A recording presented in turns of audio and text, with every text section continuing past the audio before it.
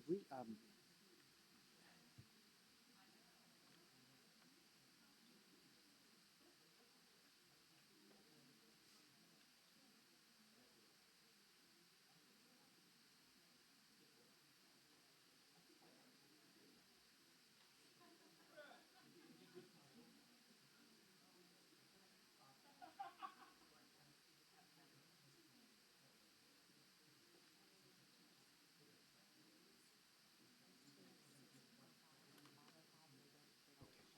thank you.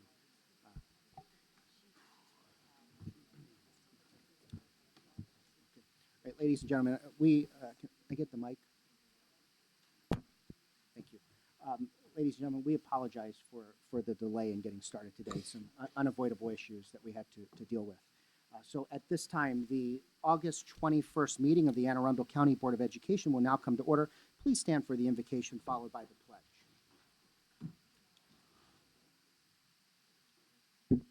O God, we pray to administer that which is just in all educational policies, being ever mindful of your guidance. Stir us to action with love, wisdom, and understanding. I pledge allegiance to the flag of the United States of America and to the republic for which it stands, one nation, under God, indivisible, with liberty and justice for all.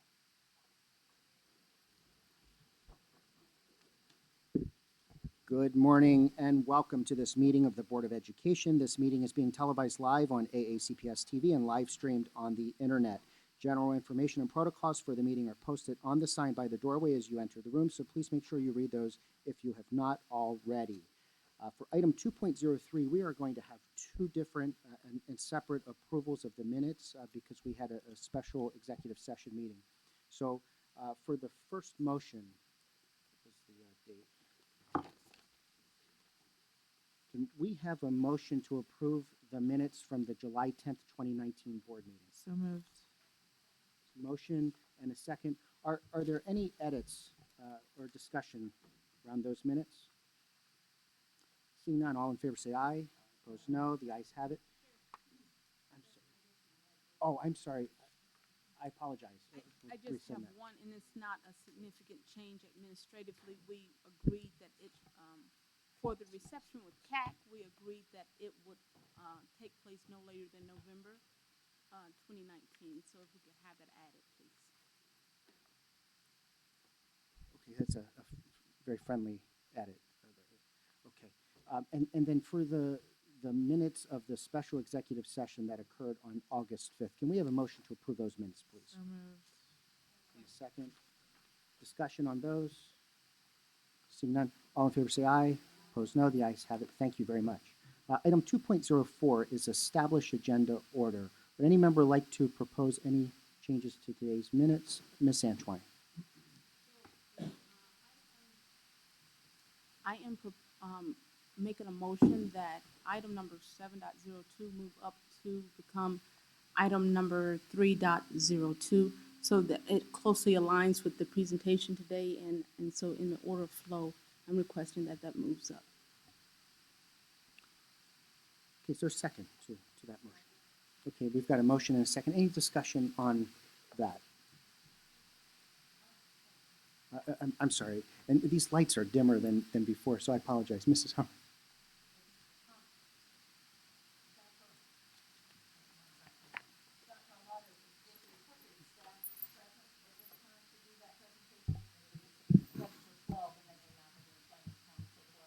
Yes, ma'am. Thank you for asking. So yes, the appropriate staff is in the room. My concern, and they're giving me the nod and thumbs up, is that they will already be winded and exhausted from the previous presentation on readiness of school because they're part of that as well. And so we may have to give that team a minute or two to catch their breath. Is that okay with the board? Because they're part of the previous presentation. So I want to make sure that they've got time to catch their breath to go into the next one. I certainly am sensitive to that fact and willing to do that. Maybe we can put the photo up right there or something to allow them that break, but I would prefer that it not be at the bottom of the agenda, please. Ms. Antoine, if I may, and if the board would certainly support, how about we do the special presentation item 3.01, we move to public comment, which will then give them a break and then perhaps right after public comment. I agree. Okay? And so are we doing a consensus on the movement, or do we vote on it? How does that go? Yeah. Okay. I think we'll make that as 5.00 then, Yes, if that's please. okay. So I'm making a motion that we please make item number 7.02, item number 5.00. Second. Further discussion on that? Seeing none, all in favor say aye. Opposed, no. The ayes have it. Thank you very much. Would any member like to make any further changes to the agenda? Seeing none, then the agenda will stand as revised. Thank you. Item 2.05 is special recognitions, and today we're very honored because of the work of this board and of this school system to have a presentation of an award that this board and school system earned. And it's my honor at this time to recognize one of Anne Arundel County's own, Jackie Wiseman, representing the Maryland Association of Boards of Education. Welcome. Am I on? Good morning. As you know, I'm Jackie Wiseman, the Director of Communications and Marketing for the Maryland Association of Boards of Education. However, this morning I am here on behalf of the National School Board Association to present the Anne Arundel County Public School System with the 2019 Magna Award. The Magna Award honors schools across the country for programs that break down barriers for underserved students. A panel of school board members, administrators, and other educators selected the winners from over 200 submissions. It is important to note that in the past 10 years, Anne Arundel County is the only Maryland school system to receive the Magna and the only system in the country to win 2 years in a row. Anne Arundel was recognized for their work in addressing equity by creating the Office of Equity and Accelerated Student Achievement. Since the Office of Equity only has 4 staff members, developing the Equity Lead program was essential in more effectively and efficiently executing the office's mission to serve and support students, schools, and families by promoting high levels of student achievement. The National Award Committee believes that the results of this program are worthy of the prestigious award, and MABE could not agree more. So on behalf of MABE, congratulations to the Anne Arundel County Public Schools on receiving the National School Board Association Magna Award.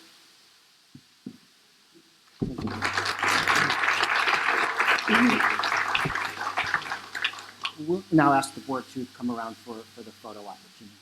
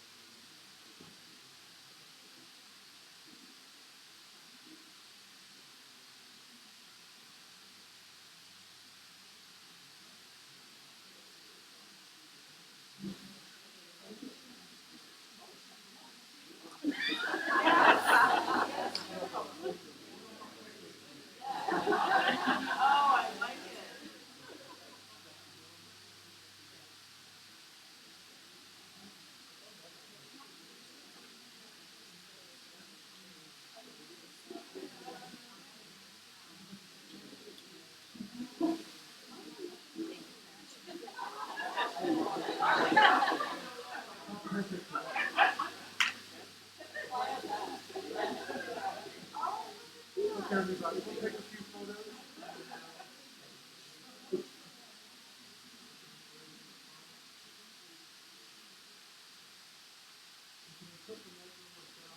There we go. Just a little bit of the light.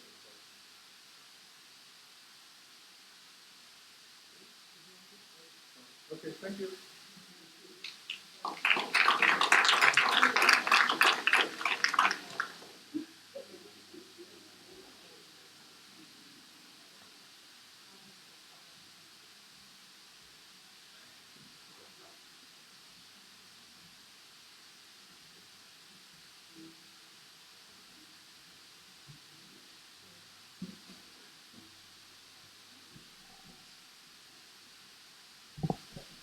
Thank you. And before we move on, I'm always excited to see some of our former school board members But in before the new season. So Diane, if you could pull those pictures up, please.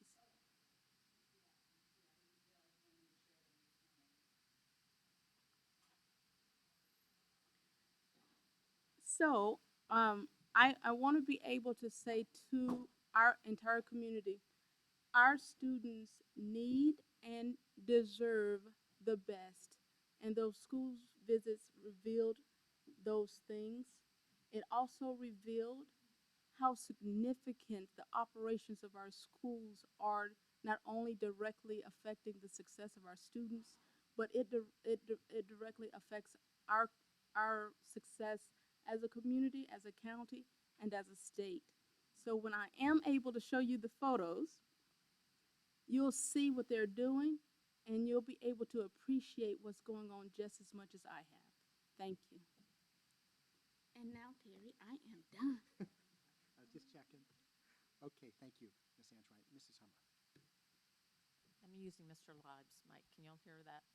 So, I went to the cybersecurity event at Meade High School, and I just have to pass on some high praise that we received from the community there about one of our staff members. I was talking to our major liaison with the military community and talked about how much we appreciated the work with the fort on our cyber patriots and the great partnership that we had with them on everything. And she said, Anne Arundel County is by far our easiest and most extensive partnership around the surrounding counties. And she said, and you know, it's all because of Dr. Maureen McMahon.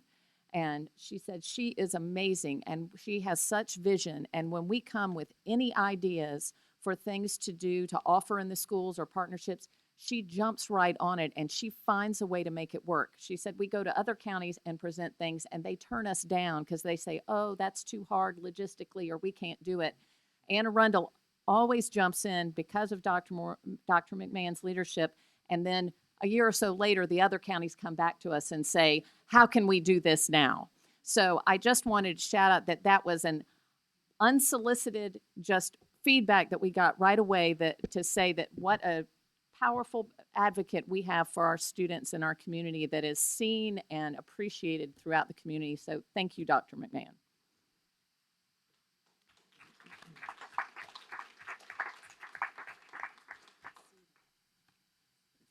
Thank you, Mrs. Hummer, and thank you to Dr. McMahon and your entire team for all that you do. Dr. Arlotto.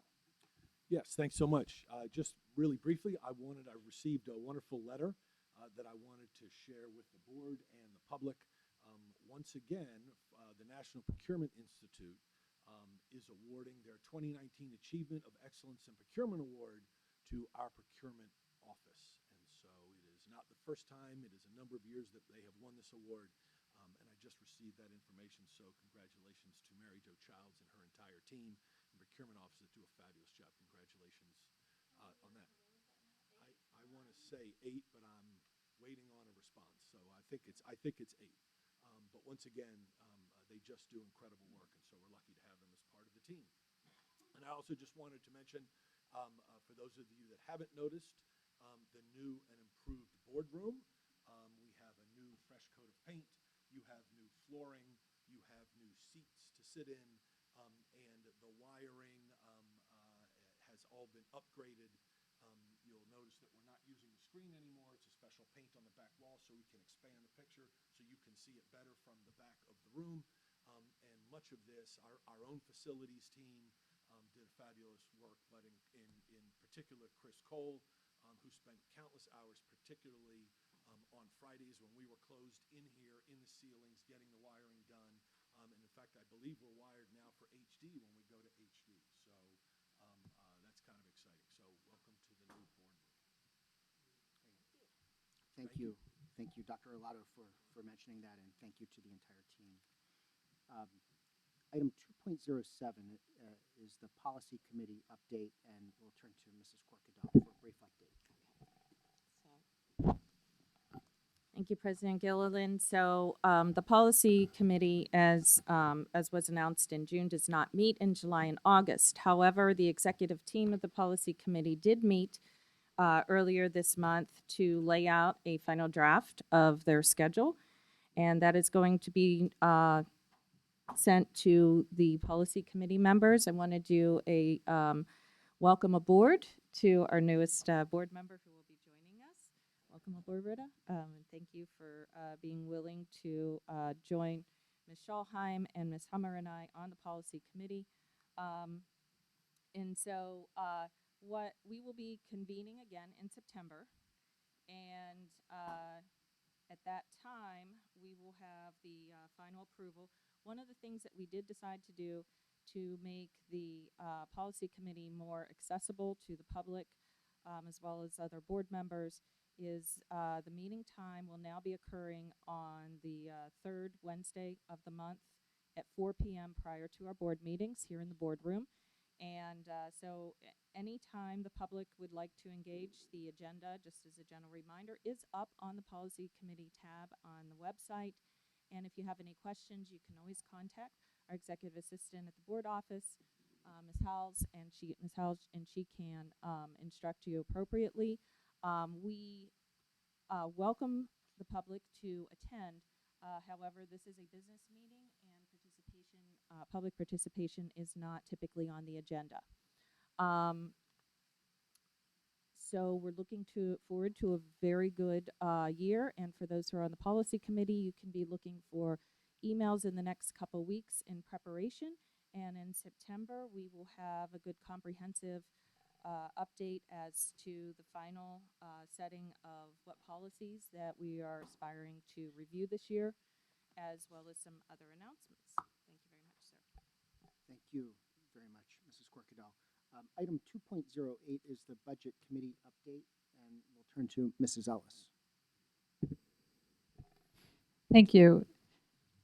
So this is our first Budget Committee update, and what I want to do today is just sort of give an overview of the activities of the Budget Committee moving forward. We kind of have a new process. We're going to become a bit more active through the budget process. We'll be meeting more frequently, depending on where we are in the budget cycle. And the purpose is to basically consolidate the information, get in front of the big issues, and be able to sort of guide the process throughout the budget cycle. Many people remember our last budget meeting where we had 81 amendments, I think it was, made for a very long evening. So we're trying to get in front of all of that and come together on budget issues so that we can have a more seamless process and make it a little easier for everyone. So we will be meeting again more regularly starting in September. So those meeting times and locations will be posted, and thanks for the time. Thank you, Mrs. Ellis, and certainly thank you for your work on the Budget Committee and raising awareness of all of the delegate intricacies involved in that committee. Item 2.09 is the PTA report. No report today? Your mic's louder than mine.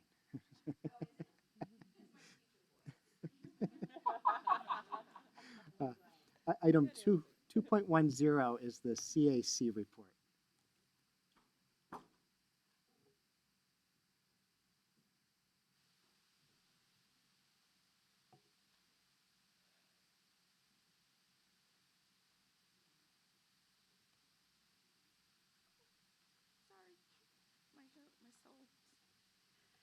Good morning, President Jolin and board members. We look forward to a new 2019-2020 year.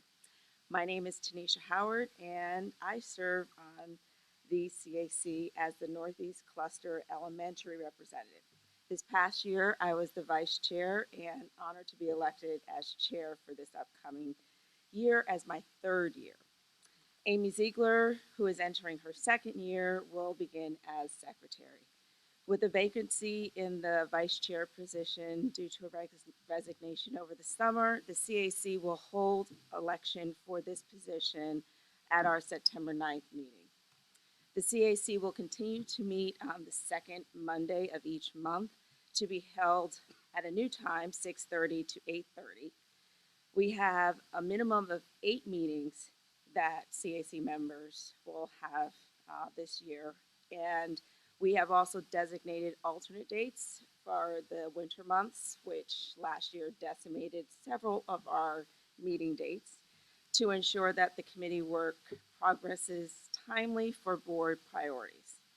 The CAC membership consists of 16 returning members with 12 new members elected this past July.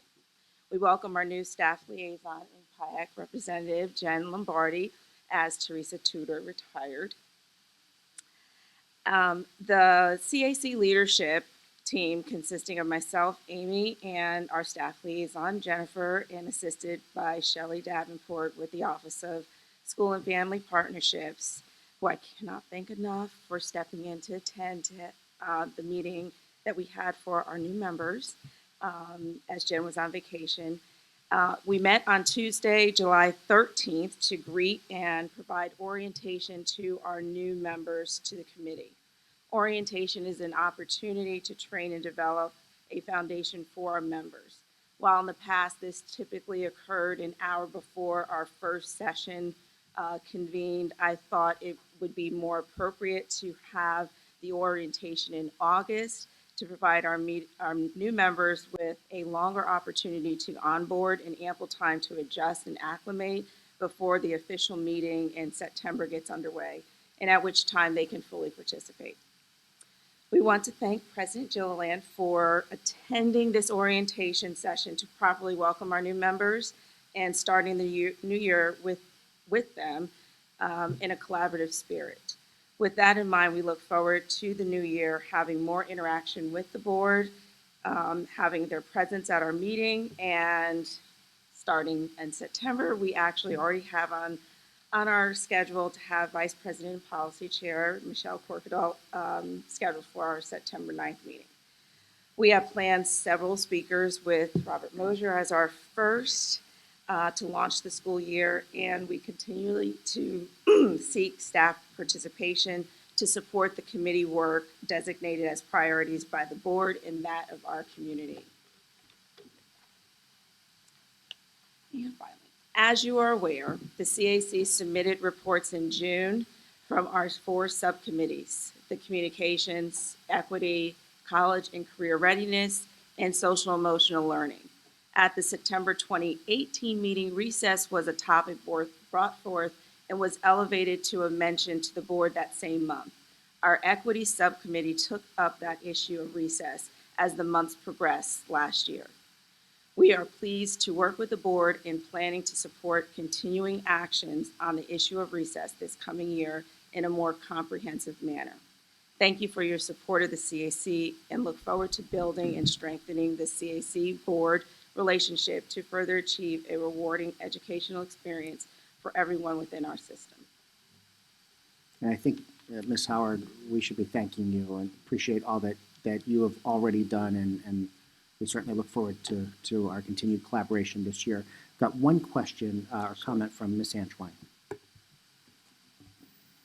Just wanted to say congratulations. Please stand by for the reception that we're working to schedule so that we all can meet you all in one happy place that we voted on last year. My question though for you, because it sounds like you're doing a lot over summer, do you have personal goals that you would like to achieve as the new chair? So,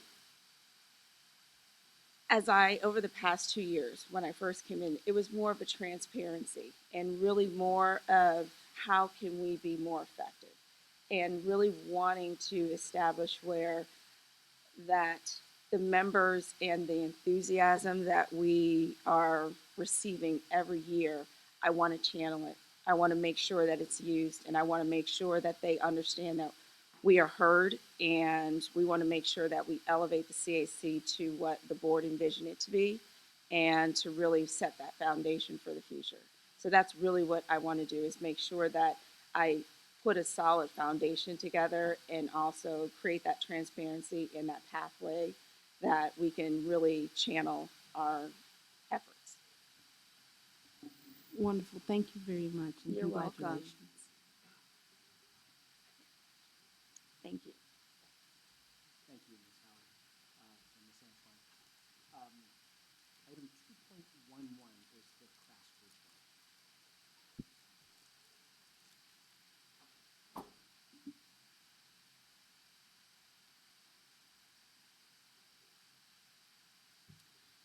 Good morning, President Gilliland, Vice President Corkadel, members of the board, and Dr. Arlotto. My name is Paridhi and I am the CRASC Secretary of Education. CRASC has taken part in many school system, regional, and statewide events since our last report. On June 21st, 4 student leaders had the amazing opportunity to be ambassadors at the Student Services Mini Conference. Not only did we get to meet the Student Services team, but we were invited to attend sessions about supporting the LGBTQ community, perils of social media, and dangers of vaping. The end of June concluded with the stellar Unlocking Our Potential conference at Northeast High School. Student leaders hosted the vision board tables and were able to interact with AACPS leaders and even see some of our former teachers. This summer, CRASC opened up the application period for appointed staff and received interest from schools all over the county. Our president, vice president, and advisor met to review the large number of applications. We now have a fully staffed 22 student executive team for the 2019-2020 school year. The Maryland Association of Student Councils Advance was held at Lathrop E. Smith Environmental Education Center in Rockville on August 8th. During the Mask Advance, student member on the board, Rita Alvi, CRASC Vice President Princess Merritt, and Middle School Coordinator Brenton Mead took part in renewing mask bylaws, presenting a regional report, meeting the new mask officers and appointed staff, along with a powerful presentation from Strong Schools Maryland. It was a great time, and we look forward to working with masks much more this year. CRASC is continuing to build our relationship with the Chesapeake Bay Foundation. On August 10th, we had a fantastic time on the leadership cruise. We were able to learn about the Bay's biodiversity, discover how we can be a Bay ambassador, and even caught blue crabs. Next week, the CRASC executive team will complete the Initiative and Confidence course at Arlington Echo. We are looking forward to team building with our newly appointed staff. In addition, we are hosting our first meeting on August 28th at 6:30 p.m. A few initiatives we want to tackle this year include advocating for mental health awareness, embracing diversity, and empowering students to advocate not only in their schools but in Annapolis as well. I appreciate the time to give you an update about what's happening in CRASC. Thank you, and let's have a successful school year. Thank you for your presentation. Item 3.01 is the Readiness for Opening of Schools report. Just by way of background, as has been the case in previous years, members of the executive team will provide an oral presentation to the board as to the readiness of the school system for the opening of the 2019-2020 school year. The presentation will include information from the offices of school performance, curriculum and instruction, equity and accelerated student achievement, advancement studies and programs, student support services, and human resources, as well as the chief operating officer. This presentation will include information that's normally covered in the 4 departmental reports presented monthly to the board. So welcome to all of you. Good morning, President Gillian, Vice President Corkadel, members of the board, and Dr. Arlotto. For the record, my name is Dawn Lucarelli, Associate Superintendent for School Performance. Before I begin our presentation on the readiness for the opening of schools for the 2019-2020 school year, I'd like to ask my colleagues to introduce themselves and their respective offices. Good morning, Michele Batten, Assistant Superintendent, Curriculum and Instruction. Good morning, Assistant Superintendent, Advanced Studies and Programs, Mary Tillar. Good morning, Maisha Gillens, Executive Director of Equity and Accelerated Student Achievement. Good morning, Sally Egan, Assistant Superintendent for Student Support Services. Good morning, Jessica Cuches, Executive Director of Human Resources. And Alex Szachnowicz, Chief Operating Officer. Our readiness report begins with the Office of School Performance. First, our schools. Between transfers and promotions, 17 schools will have new principals. 11 schools will open with first-year principals, and 6 will open with principals new to the building. 40 schools have had changes in assistant principals, 23 were promoted, 16 were transferred, and 1 was hired from outside Anne Arundel County Public Schools. Second, our students. We're projected to enroll more than 84 students, a record this year, and our staffs are ready to greet them at the door. At the secondary, pardon? Yes, 84,000. Yes, not 84. 84,000. Couple zeros off there. At the secondary level, our Office of School Performance team worked with our Office of Student Data and our Student Services Division to ensure all students will have a complete schedule the first day of school. As we speak, our schedulers and our counselors are working diligently to resolve any last-minute scheduling conflicts. At the elementary level, our youngest learners will be ready to go on day one. The safety and security of our students and staff is always forefront of our thoughts, and we continue to work hard over the summer in that area. Our Office of School Security, for example, has been involved in providing safety training throughout our school system, including secretaries and custodial staff. In addition, safety vestibules, or double entryways, as they're more commonly called, have been added and are being added to many schools as we speak. That will continue well past the start of the school year. Third, our school buildings are busy as well. 6 of our schools are starting their schedules one day late to accommodate final preparations due to construction projects. Arnold Elementary, Edgewater Elementary, George Cromwell Elementary, High Point Elementary, Jessup Elementary, and Chesapeake Bay Middle. Fourth, athletics continues to be awesome as well. Last year, we had 11,267 student athletes, 1,066 additional students in unified athletic programs such as tennis, bowling, and bocce. Our 1,018 coaches are certified in care and prevention, CPR, concussion training, and heat acclimation training. In addition, to better serve our 64% of coaches who are not traditional classroom teachers, our athletic department has trained coaches for critical moments in sport, prioritizing student-athlete mental and physical safety, teaching life lessons through sport, and integrating student-athlete voice at all levels of programming. All this hard work pays off. Last year, Anne Arundel County Public Schools brought home 11 state championships. This puts our new countywide total at 403 since our first state championship in 1908. Finally, the people in the Office of School Performance. Our team has worked with all school-based leaders to ensure a successful opening of the school year. Specifically on Monday, we hosted our opening session with all principals with a focus on our 3 driving values from our strategic plan. All means all, ready, set, launch, and sound stewardship. We provided a professional development session entitled Increasing Cultural Intelligence in Leadership, and in collaboration with the Office of Equity, once again, we shared energizing and engaging ways to forge critical relationships with students, staff, and the community during the first week and beyond. In summary, our 123 principals and their school teams are ready and excited to welcome our students for the 2019-2020 school year, thanks to the collaboration of many offices. Good morning. I'm excited to share curriculum and instructions preparations for the start of the school year. During the July Assessment Writing and Curriculum Innovation Academy, elementary and secondary teachers worked with content coordinators and resource teachers to create more than 70 new curriculum documents. The Academy included almost 300 writers and partners from Montgomery, Carroll, Frederick, Prince George, and Queen Anne's counties who all joined in the experience. This year, Equity Leads joined writing teams to help ensure materials of instruction and strategies offer opportunities and access regardless of a student's native language, learning level, or physical, social, and emotional ability. Curricula updates include Universal Design for Learning, Artful Thinking Strategies, AVID Strategies, project-based modules, and technology-supported activities. Learning tasks and assessments have been developed in all disciplines to build students' reading and writing skills to connect essential skills and concepts. Across all grade levels, we are working on developing our students' writing skills with a renewed focus on writing conventions.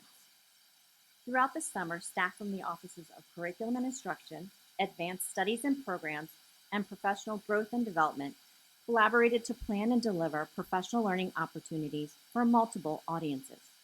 We increased our interactions with administrators and classroom teachers to focus on learning strategies to engage students in critical thinking, problem solving, communication, and creativity.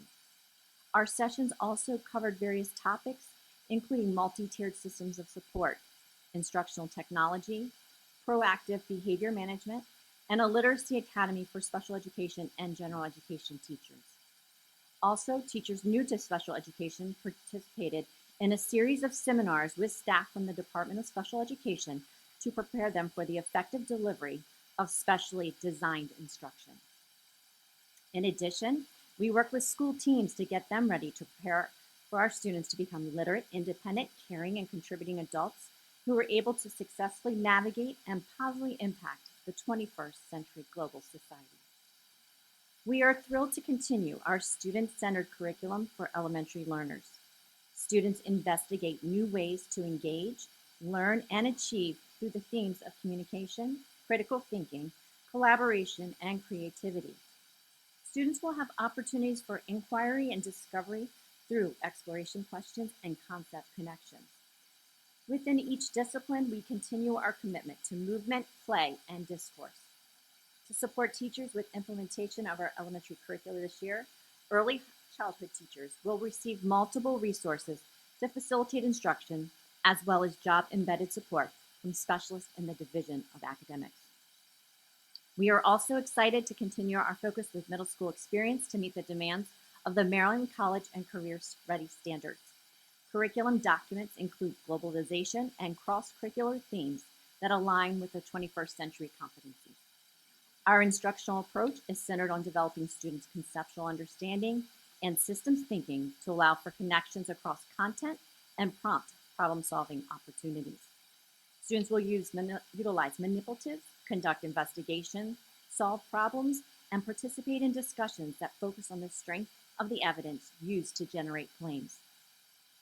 To support learning, students will participate in blended instruction that provides focus, coherence, and rigor of the standards so that learning is engaging, relevant, and fun for all learners. We evaluated and the board approved 17 new secondary courses over the past 12 months in preparation for the opening of this school year.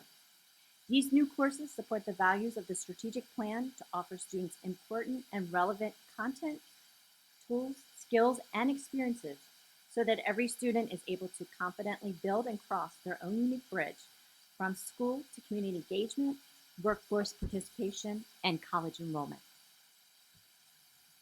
Again, good morning. The Division of Advanced Studies and Programs continues to be dedicated to preparing our students to communicate precisely, work cooperatively, think creatively, and initiate action as they prepare to participate and excel in a global society. At this time, nearly 1,400 students have accepted seats within our programs of choice magnets for this upcoming fall. We currently have a waiting list for middle school and high school STEM, middle school PVA, and high school IB, but they are being assessed daily. To prepare for the upcoming school year, approximately 3,000 magnet program students engaged in activities, camps, and/or bridge programs over the summer months. Specifically in STEM, middle school students focused on team building, community, and stewardship. Sixth graders engaged in a relationship building immersion at the Maryland Science Center, whereas seventh graders actively participated in day-long experiences, and eighth graders prepared for the Changemaker project through involvement in a Changemaker Academy. Activities for STEM and BMA high school students consisted of 2-week immersion experiences for ninth grade, ranging from the physics of music to summer sailing to board game design and production, a STEM design thinking summit for 10th graders, where students actually designed a better library, a better fitness center, a better grocery store, as an example. The summer of service for 11th graders, where over 7,000 hours of STEM service in the community occurred, and STEM summer internships for 12th graders with a 100% internship placement rate. In PVA, students focused on an arts engagement or experience. Middle school students participated in exploratory activities by also working in various art forms, building new techniques in and out of their prime track. Ninth graders in PVA engaged in 3-day immersive arts workshops in and outside of their prime content area, whereas 10th graders focused on project groups that examined, for example, media, storytelling, band design and marketing, and musical theater. Additionally, several of our PBA juniors supported the Summer Bridge as arts ambassadors. In IB, the summer enabled transitioning middle school students, incoming sixth graders, to engage in a Global Explorer and/or Innovation Academy. High school students, on the other hand, were offered extended essay workshops and/or college essay and interview seminars. We are also prepared and we are thrilled to implement the Triple E initiative in 12 elementary schools, including Marley Glen, in the Broad Neck and Glen Burnie clusters. With the inclusion of these clusters, 8 of the 12 clusters now offer this exciting program. Triple E teaches students to approach problems with an open mind. It also offers students an area of study with project-based lessons designed to spark creativity. The program also provides our elementary teachers with precious and much-needed additional planning time. Advanced Studies and Program staff also actively participated in the Curriculum Academy with their C&I colleagues. This included focused program writing, for example, in AVID, IB Design, and DP Math, and the proactive planning for the needs of all students, including accelerated learners, by enhancing the integration of learning strategies. Additionally, this summer, we partnered with the Division of Student Services in the creation of calming kits for our kindergarten students, recognizing the role of social and emotional learning with self-regulation and engagement. Furthermore, knowing the impact on education, when educators' knowledge and passion are ignited, ASP office leaders provided and are supported engaging professional development for our system's adult learners. This included AVID Summer Institute and Path Training, where 127 educators from 29 schools attended training or school-wide focus sessions to help with their school's college and career readiness mission. Designing 21st century classrooms, mindful meditation and trauma-informed practices, the power of protocols and technology in the teaching and learning process, College Board's enhancements to advanced placement, which included operational changes in student and educator resources, and the provision of teacher externships with the organizations such as Anne County Public Works, Chesapeake's Art Center, and Jug Bay Wetlands Sanctuary. To ensure our 67 global community citizenship educators and leaders are prepared as they create a movement of inclusivity, acceptance, empathy, and community for our high school students, we have concluded a 6-day onboarding series, created a resource repository, and have had rich conversations with each and every high school principal to set the stage of support for the upcoming school year.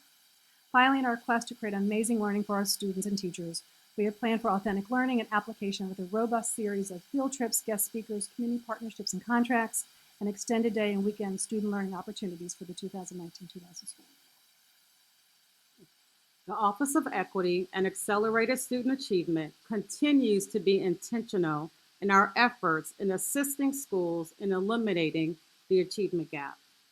Over the summer, we conducted professional development sessions and partnered with Curriculum and Instruction and Student Services to continue the conversation around equity and inclusion. Title I sponsored a 1-week camp at Arlington Echo where students were engaged in authentic, hands-on outdoor experiences. Title I also offered summer school programs at 7 different schools across the county. Children were engaged in learning over the summer, helping to prevent the summer slide. Over the summer, the Title I office was also preparing for professional development for staff that focuses on mindful strategies to incorporate on a daily basis. I will be providing you with a summary of the 3 different summer professional development opportunities. Session 1 focused on the use of protocols to explore the impact of microaggressions on educational equity. Session 2 focused on how culturally responsive teaching in daily lessons and activities can meet the needs of students. Session 3 was a book study on the New York Times bestseller, White Fragility, written by Dr. Robin DiAngelo. The outcome of the 2-day book study was to recognize how the system of racism shapes our lives, how we uphold that system, and how to interrupt it. The Office of Equity and Accelerated Student Achievement partnered with Curriculum and Instruction this summer to present valuable strategies and perspectives to curriculum writers on how to approach curriculum writing through the lens of equity to help ensure students are able to connect with the content. They also focus on strategies to mitigate implicit bias while writing curriculum. We also work with the elementary reading office to take a closer look at assisting teachers with interactive read-alouds that have sensitive topics such as illness, race, poverty, family structure, etc., and how to deliver those lessons with keeping in mind the diverse perspectives and experiences that may impact students' understanding of and reaction to the text, and to consider the current social and political climate. I am also proud of our office efforts over the summer to work with human resources and student services to create a safe schools course for supporting transgender students. Finally, the Office of Equity and Accelerated Student Achievement continues to support Dr. Alado's goal of being intentional in fostering positive student-teacher relationships by adding resources to the Teaching and Learning Practices Guide that focuses on creating a quality learning environment for all students. A year ago, we were thrilled to help sponsor Unity Day, an event that encouraged the wearing of orange and focused the attention of students, staff, and the community on kindness, acceptance, and inclusion. I am excited to announce to you today that we are expanding Unity Day for 2019 and turning it into Project Unity. We will start with Unity Day on October 23rd, so get your orange ready. We will be intentionally incorporating Unity Day on each of the 3 subsequent early dismissal days to focus on building capacity of teachers and staff in creating environments of kindness, acceptance, and inclusion. Thank you. The Division of Student Support Services has hired some terrific new staff as a result of additional staffing enhancements and the filling of vacancies, and we are excited for students to return.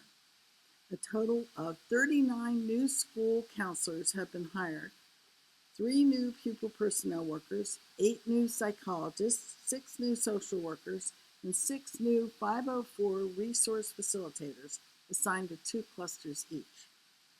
Student Services will continue its partnership with the Anne Arundel County and Annapolis City Police Departments to provide the Handle with Care programs.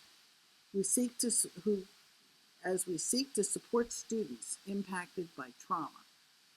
Our partnership with the Mentor Foundation will continue to support students with substance use prevention through the Living the Example peer-to-peer mentoring groups.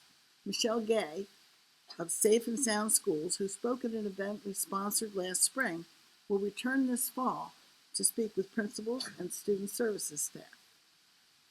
The Office of Pupil Personnel has added a new committee to increase community engagement, so be on the lookout for some additional PPW-sponsored community events this year. In addition, many PPWs have elected to become notaries in order to help assist families with enrollment requirements to further reduce barriers to education. This summer, the Office of Psychological Services partnered with the Maryland Center for School Safety to provide statewide training of SROs, specifically on the threat assessments in schools. This spring, the office will be partnering with the Office of Special Education to train and improve our assessment process for reading disabilities and dyslexia. School counselors will focus on the following themes this year: ethical and equitable standards. How do we ensure that we are meeting the needs of all students in alignment with state and national guidelines? Inclusion and intervention. How do we help students and families access supports and resources to ensure that we are removing barriers to learning for all students? Relationships and culture. How do we create, support, and maintain positive and safe learning environments for all students? The Office of Safe and Orderly Schools has updated the Student Code of Conduct, lessons, bias reporting forms, and the Student Discipline Referral and Checklist. The bullying, intimidation, and harassment forms for reporting and investigating cases remain unchanged. The office will continue to offer professional development training for assistant principals. The entire Safe and Orderly Schools team obtained recertification and hearing officer license renewal from the National Association of Hearing Officers as well. The Section 504 office has been onboarding its 6 new resource facilitators to address Section 504 needs in our schools. The office is providing TINET and 504 training for all assistant principals and facilitators. We have also worked to clarify discipline manifestation requirements for special education and Safe and Orderly School staff for certain drug and/or alcohol violations and state testing accommodations from PARC to MCAT. The Office of Alternative Education will enter the 1920 school year with a new director, new senior manager, and new coordinator of behavioral supports and interventions. Under a multi-tiered systems of support framework, the Office of Alternative Education will consult, train, and coordinate with schools to support the implementation of positive behavior interventions and supports, restorative practices, and collaborative decision-making, otherwise known as CDM. The school nurses are back at work as of August 19th and have started putting student emergency medical plans in place and are reviewing immunization records for compliance. A teen mental health advisory composed of high school representatives from each high school will meet quarterly this coming year. CRASC students have greatly increased their participation with MASC, the state organization, this year. The Office of Student Involvement is also facilitating the Maryland General Assembly Page Program for Anne Arundel County this fall. Future events also will include team building in Arlington Echo and involvement in many other leadership activities. Good morning. While summer is usually a very busy time for the Division of Human Resources, this year proved to be our most challenging yet as we managed a new labor-intensive background requirement and we combat the national teacher shortage. Despite these challenges, the Division of Human Resources staff rose to the occasion to provide our schools with high-quality educators for the upcoming school year. Our Human Resources staff are dedicated, talented, and relentless in their efforts to find and hire quality candidates for our students and our schools. To give you an idea of what our hiring season looked like this summer, let me share some numbers with you.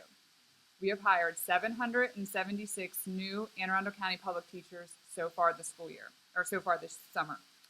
As a point of reference, last year on the same date, we hired 596 new AACPS teachers. Our new teachers came from a variety of places.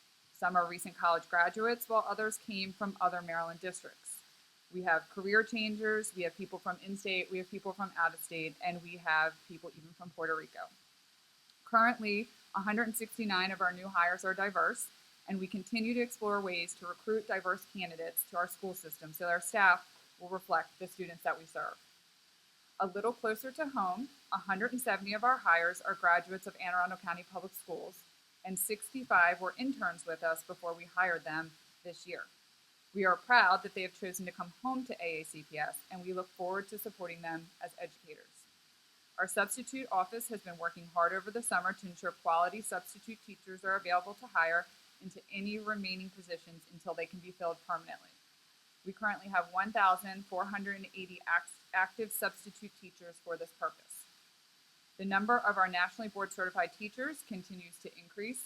We currently have 380 active nationally board certified teachers, and 108 of our schools have one or more nationally board certified teachers. Our staff is working extremely hard to continue to fill vacancies as we speak, so we look forward to being as close to fully staffed as possible when our students arrive on the first day. We are excited about our new hires, their energy, their ideas, and their potential to impact our students in a positive way. Thank you. Our facilities division manages over 13.5 million square foot of real estate and approximately 3,200 acres of grounds. Facilities undertook notable construction and systemic maintenance activities at 64 of our 125 active school buildings. The projects included things like building additions, building renovations, major component replacements, and comprehensive repainting activities. Most of these projects are now coming to a close, and all school buildings are being cleaned, restocked, and made ready for the opening of school. Transportation is ready to begin transporting our approximately 63,000 bus-eligible students. All buses have completed their MVA inspections, and all drivers and aides have completed their MSDE required in-services. School bus routes are available online, and dry runs will be taking place on the 28th of August. Food Nutrition Services has completed all of their food service area inspections, and their employees are receiving their requisite trainings. Goods and wares are scheduled for deliveries, including the newly introduced organic based meal food trays. Thankfully, there is no increase in student meal or milk prices for the 6th consecutive year. Parents and guardians are encouraged to complete the 2019-2020 meal benefit applications, which are currently available online. Finally, both technology and instructional data have collaborated over the summer to ensure that all of our critical systems and programs are functioning in advance of school opening. The 7,200 computer refresh project is winding down, and we've added approximately 5,000 new technology devices to our portfolio. As evident from the past couple minutes, we've been busy and undertaken a lot of work over the course of the summer. Our job is not yet done. We all intend to be committed to finishing strong between now and the 3rd of September when our youngsters arrive. With that, we're pleased to turn it back over to Mr. President and your colleagues. Thank you, Mr. Szachnowicz and everyone. We've got a couple of lights. We'll take some board questions and comments, and then we'll move to public comment, and then any summary comments at that time, if that's okay. Ms. Andrews.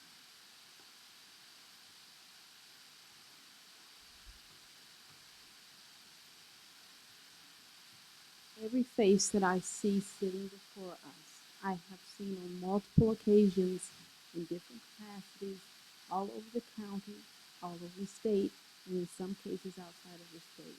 You guys work very hard. Now, I want to encourage you to keep it going. Work with us to help you all to be as successful as you are. I thank you for, on behalf of the board,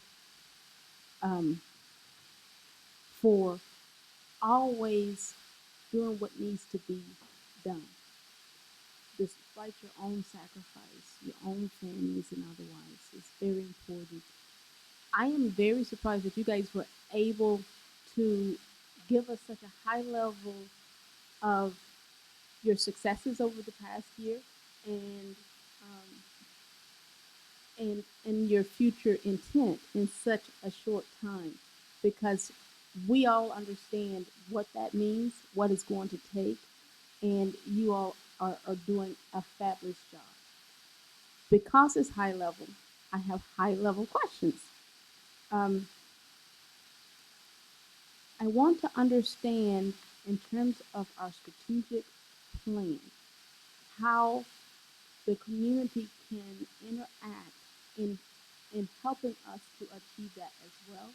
A lot of what is trying to be achieved in our goals for all means all, sound stewardship, and ready, set, launch has dependencies, and that includes dependencies on the community, the parents, the businesses, and otherwise. So are we focusing, or are we providing tools to allow that kind of input?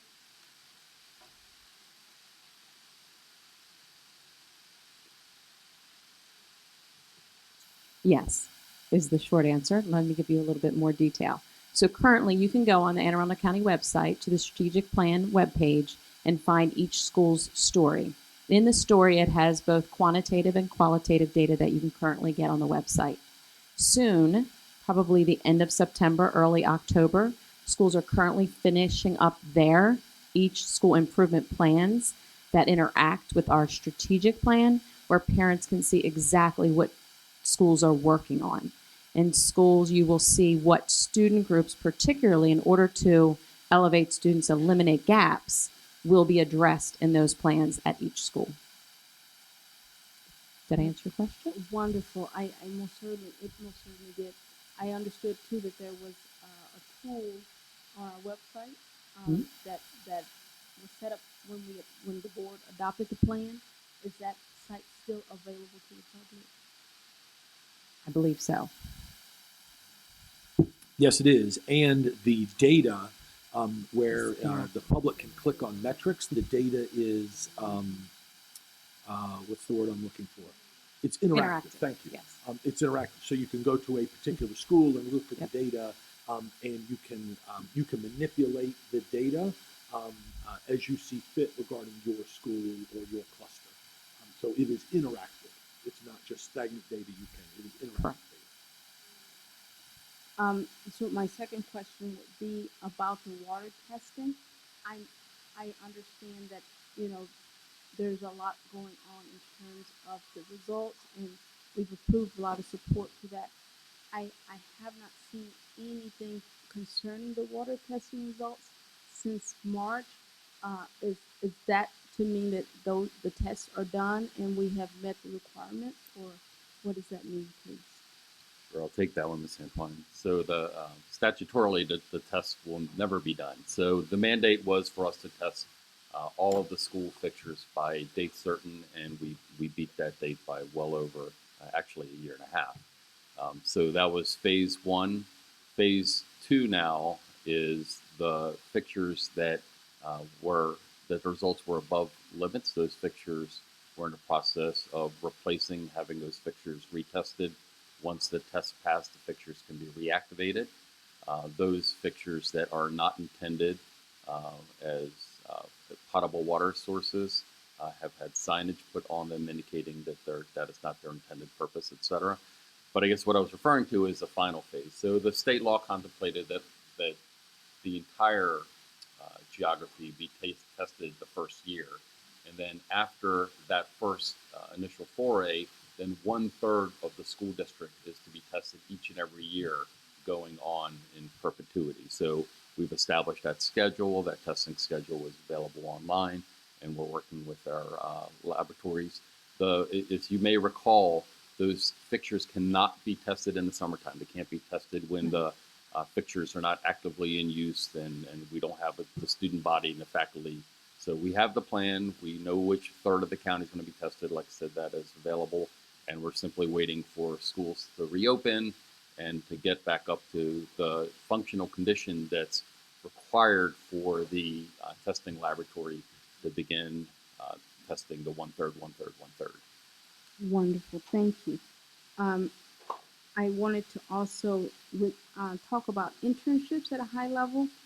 There are programs, of course, that give our students opportunities for those internships, but many of our students aren't part of those programs. So is there a path for students going into this year where they can be aware of internship opportunities beyond the programs that already offer them? So I'll let our experts respond, but at a high level, at a 30,000-foot level, our goal is that every senior graduates from Anne Arundel County with having served in an internship in some way, shape, or form. We've got about 40% of our seniors up to this point have earned that. We're not where we want to be. To help support that, which I think is your question, there is a website dedicated to internships. So our students and families can log in, create a login, and go in and see what internships are available that we have already processed. Likewise, partnerships can enter in and say that they want to be a partner, and through the website, we basically can. It's a little more complicated than that, but we can join the two together. So we're trying to promote that within schools. We've got internship coordinators at the high school that work with students that want to earn internships, find out what their passions are, and then they go out. And if we don't have one already set up, they go out in the community and work with those business partners to establish that internship. Did I get that right, ladies? Yes, thank you, Dr. Alano.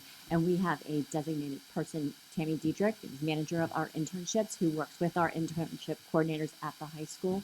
So she's coordinating with our high school students and the staff there, as well as our partners in the community to establish their internship portal for everyone to be able to access. Wonderful. I have two more questions, please, and thank you guys for that. Those answers, that was helpful. We are now in the environment of touch screeners, right? especially concerning our testing, I have a theory that a lot of our testing is based on the tools available for the students to test on. I think their success depends on that. I wanted to understand how we are transitioning our tools that we provide during testing, especially at the state tests and those requirements. Are we moving forward in that transition from the standards laptops and that don't have touch screens to touch screens? Also, I would like to understand how we're doing our virtual learning alternatives, especially for our seniors and our high schoolers overall who may be choosing to take those alternatives rather than the traditional physical attendance at school. So I'm going to address the first part of your question regarding opportunities for students to interact with our devices, particularly the touchscreen, and so that they have ample opportunities throughout the school day in different content areas to manipulate those devices in order for them to be prepared for the testing session. So that is happening on a daily basis and through our daily instruction. To expand on, let me jump to expand on that. Our Chromebooks that the students use on a day-to-day basis in the classroom for instruction, as well as they're used for assessments, are touchscreen. We added 5,000 Chromebooks this summer and had a refresh of about 7,500. But our Chromebooks, originally several years when we started this process, were not touchscreen. They are now all touchscreen. Wonderful. I guess my question is stemming from the fact that we have a limited amount of Chromebooks despite our efforts to get more and more and more and more. And so some of the students are still testing on screens that may not be touched, especially our younger ones who have entered into the world touching the screen. And so they wouldn't be familiar with other devices. But it's good to know and understand now that we are acknowledging the transition and we're working hard on it. So thank you. Did you want me to touch on the Maryland virtual learning opportunities? I would please, but I have one more question about the testing. We recently got our PARC results, and because we are sharing highlights, I won't mention how I felt about those results here, but I would like to better understand how those results are influencing how we're moving forward overall, and whether or not we'll be, as the board, getting an update about those results and the plans for that, please. So, Ms. Antoine, the PARC results have not yet officially been released. They will be released next Tuesday to the State Board of Education. Okay, so I won't. I'll take that question back off the table, and that's good. And so once it's released to the state, is it standard that the board gets a presentation? We are absolutely glad to talk about our assessment results. Glad to. Thank you. And then, so the virtual learning, the flexibility is my concern with that is the students are recognizing alternatives for themselves. And a lot of times we need to be in sync with their choices because they have a lot of say in their education. And so I wanted to better understand how we are integrating those virtual learning alternatives. Please. Absolutely. Maryland Virtual Learning Opportunities approved courses by MSDE are available at each of our high schools for courses where a child's schedule may not accommodate a passion or an interest that they're pursuing, and or an advanced placement course that they want to continue to engage in to enhance their rigor or their possibility for earning college credit prior to the exit of the comprehensive high school. It is also important to note we are now entering into our 6th digital learning classroom that has the opportunity for children 16 years or older to engage in recovery opportunities of courses they may not have been successful in earlier in their high school career, as well as the Maryland virtual learning opportunities. The exciting part is we also have Anne Arundel Community College dual online credit courses also available for these students so they can start actually earning college credit before they even leave their high school experience. Thank you. Thank you, Ms. Antoine. Ms. Alvey. I had a question for HR. You mentioned a lot of new hires. I was just wondering if how our turnover rate has changed from last year to this year. Has it increased or decreased? So I don't have a good feel for that at this point because we're in Okay. such a flux, but I'm happy to follow up with you on that. I wanted to get a number for that today, and I was not comfortable with it based on where we are. So as you Okay. saw, maybe when you're walking in today, we are processing teachers as we speak. Mm-hmm. And so I don't think it would be accurate to provide something, but I can tell you that nothing is out of the ordinary. It's not, Okay. we are not seeing more teachers leaving Anne Arundel County Public Schools. While the numbers were higher for our amount of hires this year, Oh. it's not as a result of turnover. Okay. Thank you. Thank you, Ms. Alvey. Mrs. Hummer. Yes, and I did see that y'all are actively processing as they come through. How many openings do we still have? Sure. So direct classroom vacancies, we have 96. We have 35 candidates that are chosen for those positions, but they're not yet hired. So I don't include them in our actually hired positions. And then please understand, for those of you new to this process, sometimes principals do choose to leave a position vacant for a period of time if they already have a long-term sub or a plan within the school that is more advisable than the candidates that they have to choose from, and they may be waiting for a mid-year hire. So some of those are deliberate, and we don't ever intend that it would be, we've never seen that where it's 100%.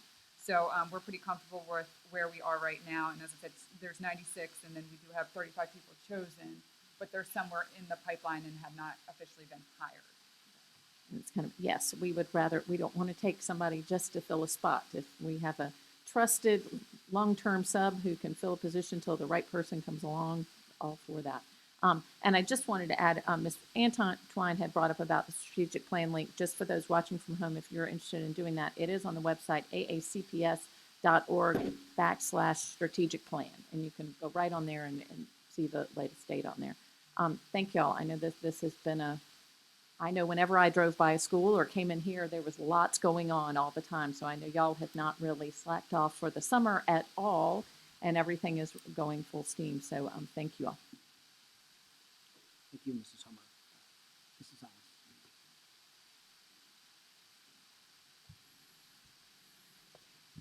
Thank you. First of all, what really struck me was the overlap between what a lot of you were saying, and I really liked the way we're working together as a school system to, you know, I'm all about a whole child approach to education, so I liked the overlap in some of the common themes I heard in each of your reports. Okay, a few questions. Since the park test came up, I have the question about was the last year for park. Can you talk to what's replacing that and how that's going to impact instruction this year moving forward? So Park will be replaced with MCAP, and that will be administered this spring to our students, again in English language arts and mathematics, including social studies and science as well. We will have a new social studies 8th grade test this year that we will begin, and then we will continue to, we still have our same Maryland College and Career Ready standards, so the standards have not changed. It really is reducing the amount of questions, so the testing sessions are less than what they have been, and the number of sessions our students will be participating in has also changed. Are you all able to get any kind of a preview on what that test is? That's a great question. Yes, we've had many team members working with the State Board of Education to actually be part of the test writers and the field testing experience. So our content teams are directly involved with the work that the state is doing. So we're able to see that firsthand. Thank you. Back to the water testing questions. So in this final phase now, every 3 years, will that those results will continue to be reported publicly?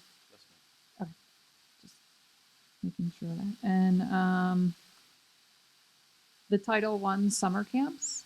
Can you talk about the participation? Was there any kind of waiting list, or were we able to meet the demands throughout the I'm camp? not quite sure of the answer as far as a wait list, but I can certainly provide that to you later today. I just have to That's double check with wonderful. my Title I team. I'd just like to know if we're able to meet the whole demand. We're definitely you know. at capacity. I don't know about the waiting list. Okay. I don't know about that. Okay. Thank you. And as far as buses, the schedule was just posted yesterday, so you might not have this information, but do you know in the last 24 hours if the call volume is similar to previous years since that has been posted? Anyway. So yes, I mean, each and every year there's a spike in call volume because before it's posted, the community doesn't have very much to react to. So transportation is taking calls. I can't categorize whether it's more or less than it was in prior years, given that it just got posted. So can you talk to how the schedule was created this year as compared to last year? So last year we were looking at integrating the software. You were kind of running concurrently, I believe. How was the scheduling done this year? So I guess it's important to, I guess as a background, sort of comprehend some numbers, right? So we've got almost 700 schools. Those schools are served by about 2,200 routes and over 15,000 stops. So as I've in the interview I had with reporters, we've been gradually sort of shifting our weight from the 1 foot that was entirely hand-based, that's sort of days of old, and transitioning over to where the computer is increasingly, the software is increasingly taking on more of the work. So the schedules that are out there that are prepared this year were largely led by the software. The software produced a lot of the outcomes. Of course, the software again needs sort of manual intervention to make sure that they're appropriately placed, that it's in a safe location, that it's not giving you errant results. So with 15,000 plus stops, that combing through those is continuing to occur, and that has to occur at the manual level. Okay, so I guess my next question is, you say dry runs on August 28th. Will you collect data on bus arrival times?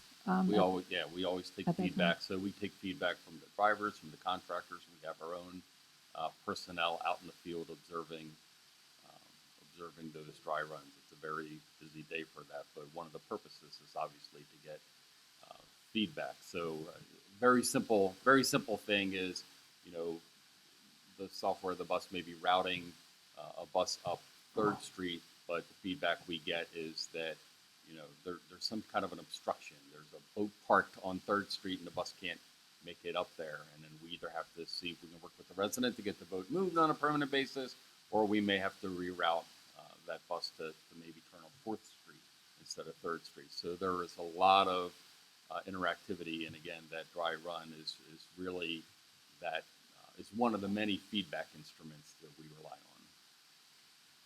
on. And the bus schedule that went out, so you're saying that was created basically by the software?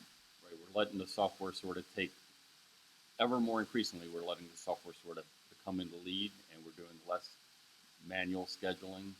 Okay. I'm aware this impacts my family, but I know of other buses as well. At the high school level, we have some students being picked up an hour earlier than last year, a full hour earlier. And I had a parent whose my students are in a magnet program, but I have a parent that I spoke to yesterday whose student, that is their home school. So they go to the same school. And in both of our cases, our buses, us knowing the routes, those buses are going to arrive 40 minutes before the morning bell.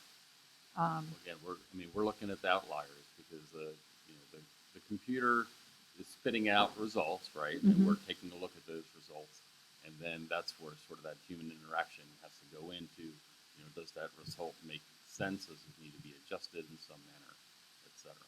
So, information for parents then, from what I'm hearing, is a schedule was posted yesterday. There's going to be a dry run on August 28th, and we could see changes to the schedule at that point? Oh, absolutely. The schedules are up and they're live, so as changes are being made, they're continuously being updated. That was even, you know, true essentially in days of old when we were doing things manually.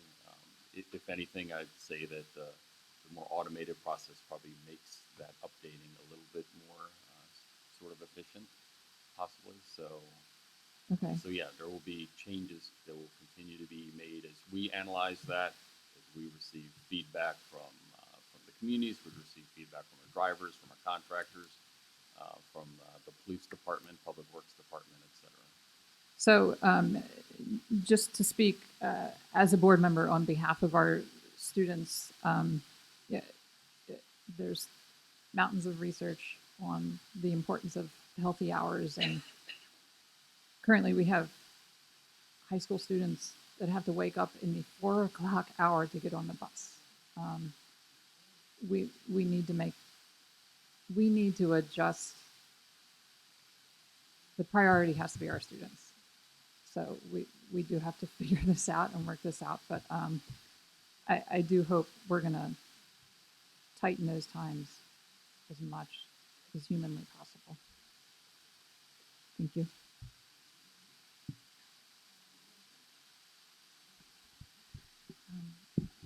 First, I want to say thank you for all your hard work.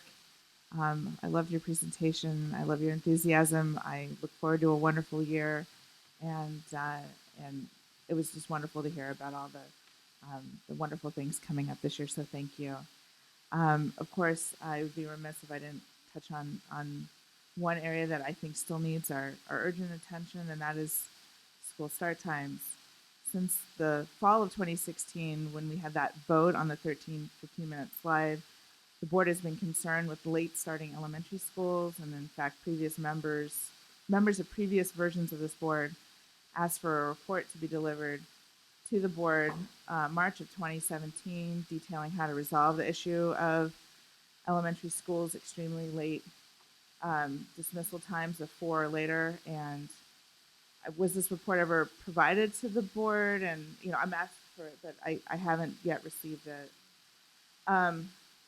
This board also, over the last 8 months, has expressed on numerous occasions concerns about start times, including late starting and ending elementary schools. Back in March, when we voted to develop the RFP for the transportation consultant, who has now been hired and is working right now, we established those goals under the overarching goal that we don't want our children to walk to or from the bus in the dark. So now this board has hired that transportation consultant, who is currently in the midst of her work right now, to evaluate the entire operations of the transportation department and provide alternate bus schedules. The consensus of this board has been, over the last 8 months, I feel that no child should be walking to or from school or a bus stop in the dark. So imagine my surprise, despite these multiple conversations on the subject, and by this and previous iterations of the board, not only has no progress been made to resolving the late starting elementary schools, but that several more were pushed even later this year for 2019-2020. And so for full transparency to the public, because my phone's been ringing off the hook since this has happened, both the phone and on social media, and to dispel any myths for the public, this board was not given any previous notification about school hours. We learned right along with the public when our children will be starting school last Thursday. Sending school hours is absolutely under the purview of the superintendent, and just to dispel this last myth, the board was not consulted regarding this year's school hours.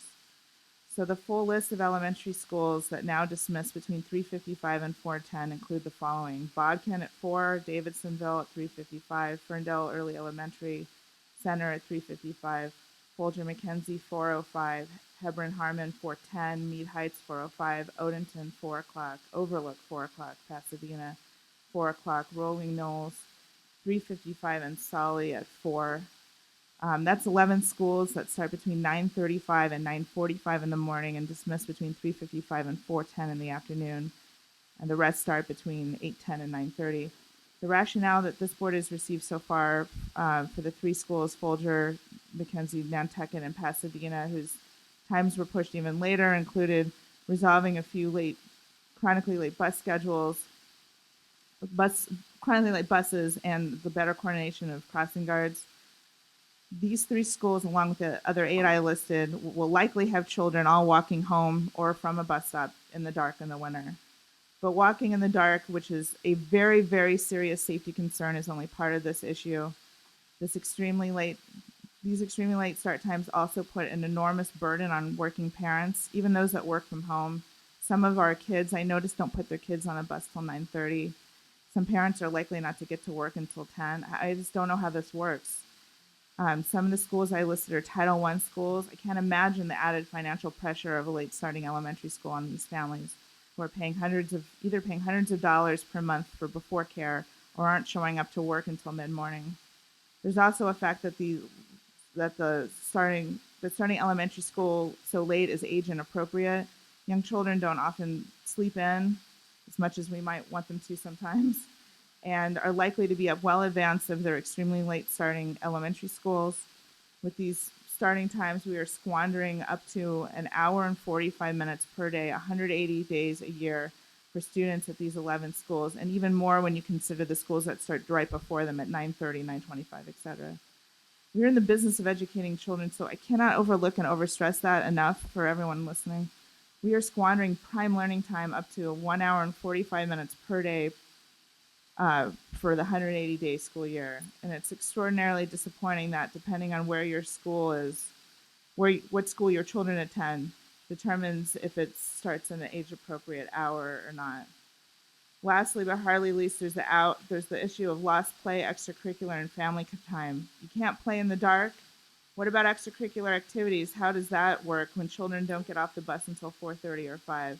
And forget about family time once these children get off the bus at 4:30 or 5, scramble to an extracurricular activity, do homework, eat dinner, and then it's bedtime. So since Thursday, like I mentioned, my phone has been blowing up. Not a single person I've talked to is okay with making these already late starting elementary schools even later. And I just know we can do better. I mean, I hear these wonderful reports of these fabulous, wonderful things we're all doing. And I know that our transportation staff are dedicated, and I've witnessed this firsthand as a parent. But this and previous versions of the board have been vocal on this issue for years, and we need a resolution now. I'm extremely disappointed that our children and their families at these 11 schools have to cope for yet another year of extremely late start times and ending and dismissal times, and that should be rectified. I realize that bus schedules play a huge part of our bell schedules, but that doesn't mean we ignore the problems it causes. So I therefore implore Dr. Alato and the transportation team to begin looking at solutions now, and I therefore want a full report of these solutions, of how we resolve these 11 extremely late starting elementary schools, including a full safety assessment of the late starting elementary schools, to be on the agenda for the November 6th board meeting.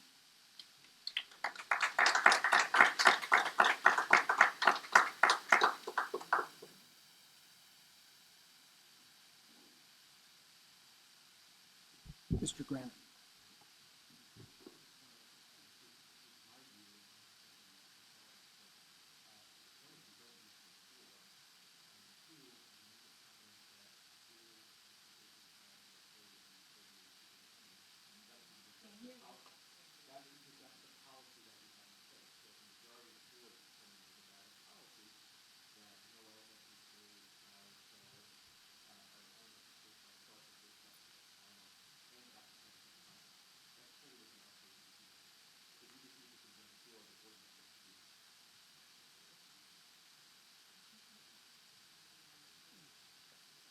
Mrs.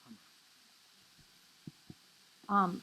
I believe everybody on the board shares the concern about our late starting elementary schools. That's been an ongoing concern for the board and the school system that's come about.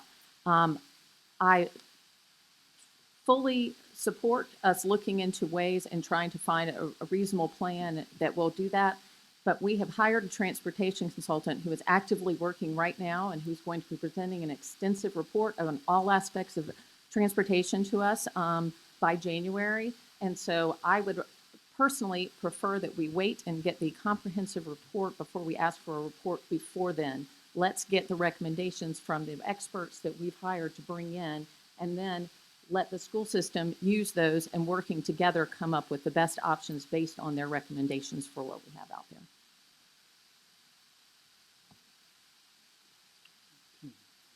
Ms. Antoine. Julie, Ms. Hummer, I do agree that we should wait on the results.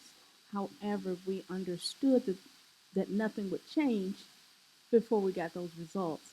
And so that is what's prompting. We have some sincere questions about what happened and why did it change. We went in with some known concerns, and it appears that those concerns were not considered when they made these schools start even later.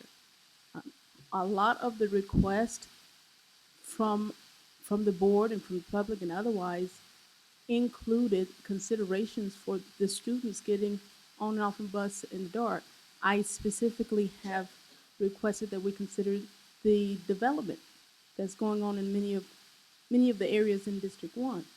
It makes it very unsafe for those students. So now, I'm getting emotional, but now we have a safety concern, not just a transportation concern. This year we lost a student because of those safety concerns. So I really want us to focus on that. We want to understand as a team, the system, we work together as a team to understand what's going on and to implement those solutions. In this case, some things just did not happen, and we just want to understand why, so that we can move forward as a team for viable solutions. So, Ms. Antoine, I'm not, you have to help me understand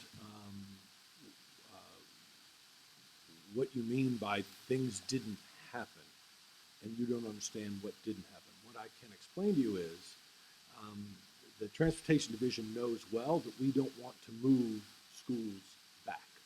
When we can, we want to move them forward. So it is a last resort that a Folger-McKenzie is added 5 minutes. We've got several buses that are running late every day and have been for a year and a half. So this would be the third school year, unchanged, in which several buses were arriving late in the afternoon. And so the Transportation Division worked with the schools that were the prior runs to Folger-McKenzie, just using that as an example, to change, to look at their dismissal. Watch how the students dismiss, and can we dismiss from Severna Park Elementary or Jones Elementary in a different way to get the students on the bus so their runs can be dropped off in their neighborhoods, and then those buses in the tiered system then go to Folger. They moved those buses, the Folger buses, to the front of the line at Jones and Severna Park Elementary, as an example, to get the students on the buses and get them out and into traffic and get their drops in the neighborhood so they could get to Folger on time. So for a year and a half, the division been working with those two schools, along with Folger and the principal of Folger and staff, to alleviate this problem of these buses are running late. And the buses are running late because of traffic. It's difficult for them to get out of Jones and into traffic. It's difficult for them to get out of out of Severna Park Elementary and into traffic and to their runs. So we know why that 5 minutes was added. In the case of some of the other schools, as Mrs. Schalheim shared in her remarks, the request was made to change some start times, move forward or back based on the request of the police department, because the police department oversees the crossing guards. And like our buses that are tiered, one bus makes multiple runs, as you know, the crossing guards are also tiered. There are not enough crossing guards to have on all the corners if all the schools dismissed at one time. So So they asked us in certain instances, in certain neighborhoods, could you change 5 or 10 minutes here or there so that would give our crossing guards time to get from one neighborhood to another neighborhood so that those students could be crossed at their corners safely. So those are some examples. We know why those times were changed. Those are using some of the examples. And I appreciate that, Dr. Lotto. What I'm sharing is we have requested certain information be brought back to us as consultant so that we can address those together before making changes. And now that those changes have been made, and based on what I'm hearing, they weren't changes that couldn't necessarily wait until we got our results back. And so now we're dealing with additional concerns. And I just believe this moving forward, I mean, we've done it already. The change has been made. We will work with that, but we do need those results before we make continued changes. We also need to consider, and I've heard it across the board, that we need to consider these students' safety. I know logistically problems occur, but I think those problems will continue. Also, let's put a lot of onus back on the people we're hiring to get those students there on time. It is their responsibility to get the students there on time and safely. I don't think it should come back to us to make changes that we don't have enough information to make those kind of decisions before we get viable information. Again, I will stand on you guys work extremely hard. I don't take that for granted, but it's hard to talk to parents when they're scared to death about the safety of their student.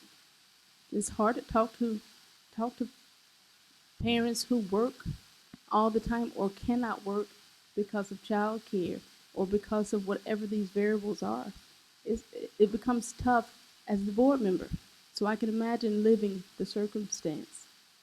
So my request would be is that we work together before we make these changes so that we can present, especially in a public forum, one voice in those changes. If I could add to the comment for the board and the public, we tweak bus schedules all the time and throughout the year. It happens all the time. 5 minutes here, 10 minutes there, traffic patterns change, construction on 175, whatever it might be. So I don't know that we couldn't wait. I would beg to differ that we couldn't wait. We've attempted to change, again, using Folger as an example, we've attempted to change to get those buses and everything within our power to get them there on time without changing and altering the schedules. And we weren't able to do that. And so we're going to give them 5 extra minutes to try and get that done.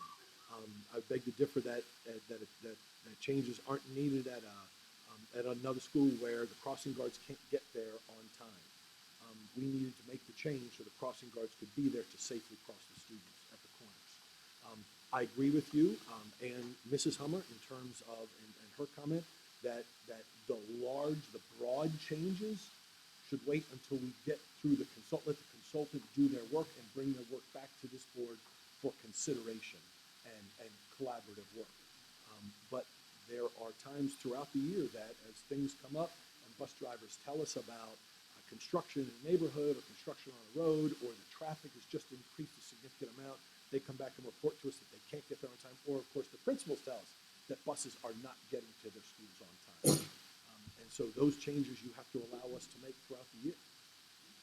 I'm all with that, Dr. Alado. I will stand on, though, we need to put safety first. And it's hard for me to fathom that those things can't wait when the bigger variable here is the safety of the students. I believe the consultant would have brought us back some additional solutions that the contractors could then utilize to implement changes as needed, as you pointed out. But I again, now that I know more, I can better support. I can better support the board in my decision making for that. But it's still a difficult situation because lives are at stake.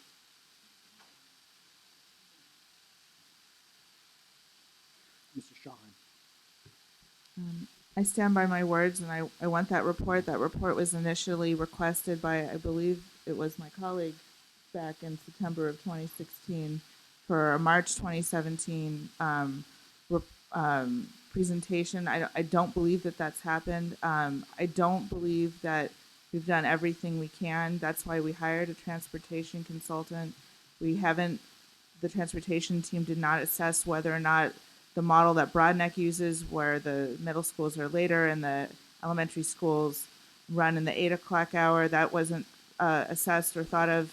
And this is the 2019 seventh year running that at least one of the elementary schools in question had repeatedly been moved later and later and later. And, you know, we have 11. I see this as a safety issue of our students.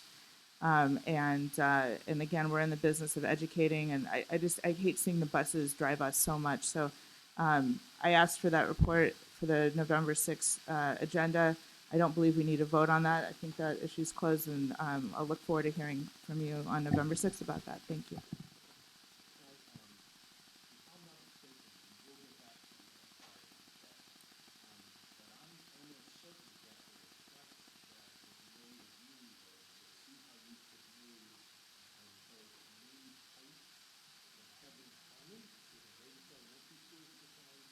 What the report would be is how we could bring those back closer to full staff. If I'm not mistaken, I thought that I reported back to the board. I think the number is either 7 or 9 buses that were going to need additional equipment for us to do that, and there was a dollar figure for that. I'll certainly bring that up, and then certainly I'll get that back to the board in a timely fashion as requested, because there was a number of buses and a dollar figure that was associated with that order to bring those 2 elementary schools back to or within where it was prior to full project. And Dr. Lauder, to further your conversation, it's my understanding that we did bring that information back as well, and an amendment was adopted by the board 3 years ago to ask, a fiscal note came with that study, and an amendment was passed to add a request to the board's budget in that fiscal year that was transmitted to the county. It was not funded. That item was not funded, and therefore we didn't have the resources to go forward with that. But again, we can go back, as you suggested, and recover that information.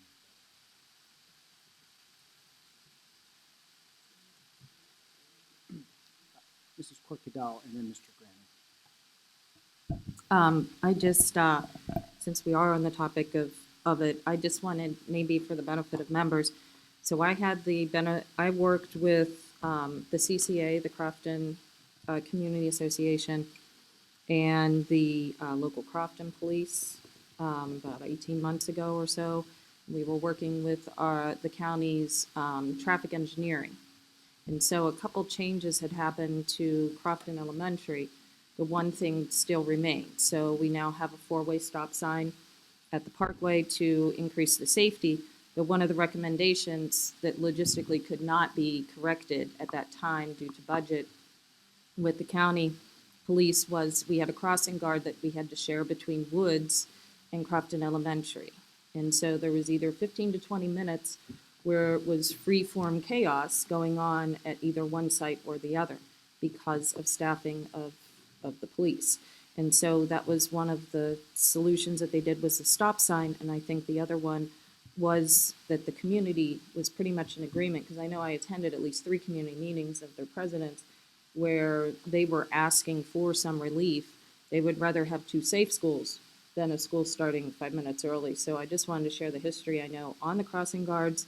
And I gotta say, just to bring back a positive note here, that I was driving down Mayo Road and I saw some of our crossing guards doing simulations during rush hour when I was driving here.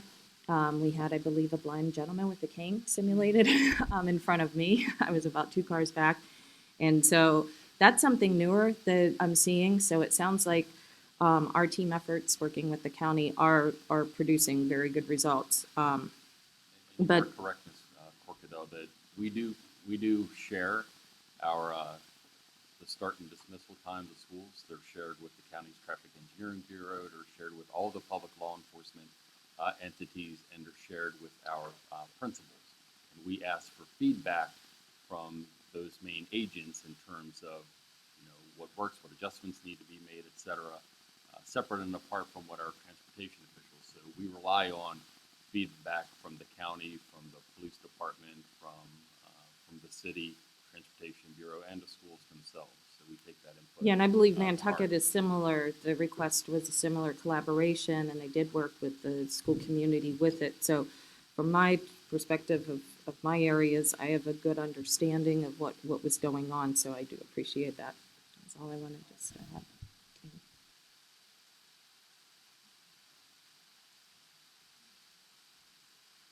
Ms. Oliver? So I understand the urgency of this issue very much. As a student commuting from Crofton to Annapolis every day, I know that sometimes my bus will get there 20 minutes early, and then other times we'll be sitting in traffic and we'll be late to school. So I understand the logistics behind this. That being said, I think it has a lot to do with our budget, and if this is a priority for the rest of the Board of Education, for which it sounds like it is, rather than trying to make these quick decisions, and obviously I definitely trust our school system to make the right decisions with school start times and all of that, that we wait for the transportation consultant to come back with their report, but also during budget season, put an emphasis in investing more in our transportation to help resolve this issue. Thank you, Ms. Alvey. Mr. Grannon.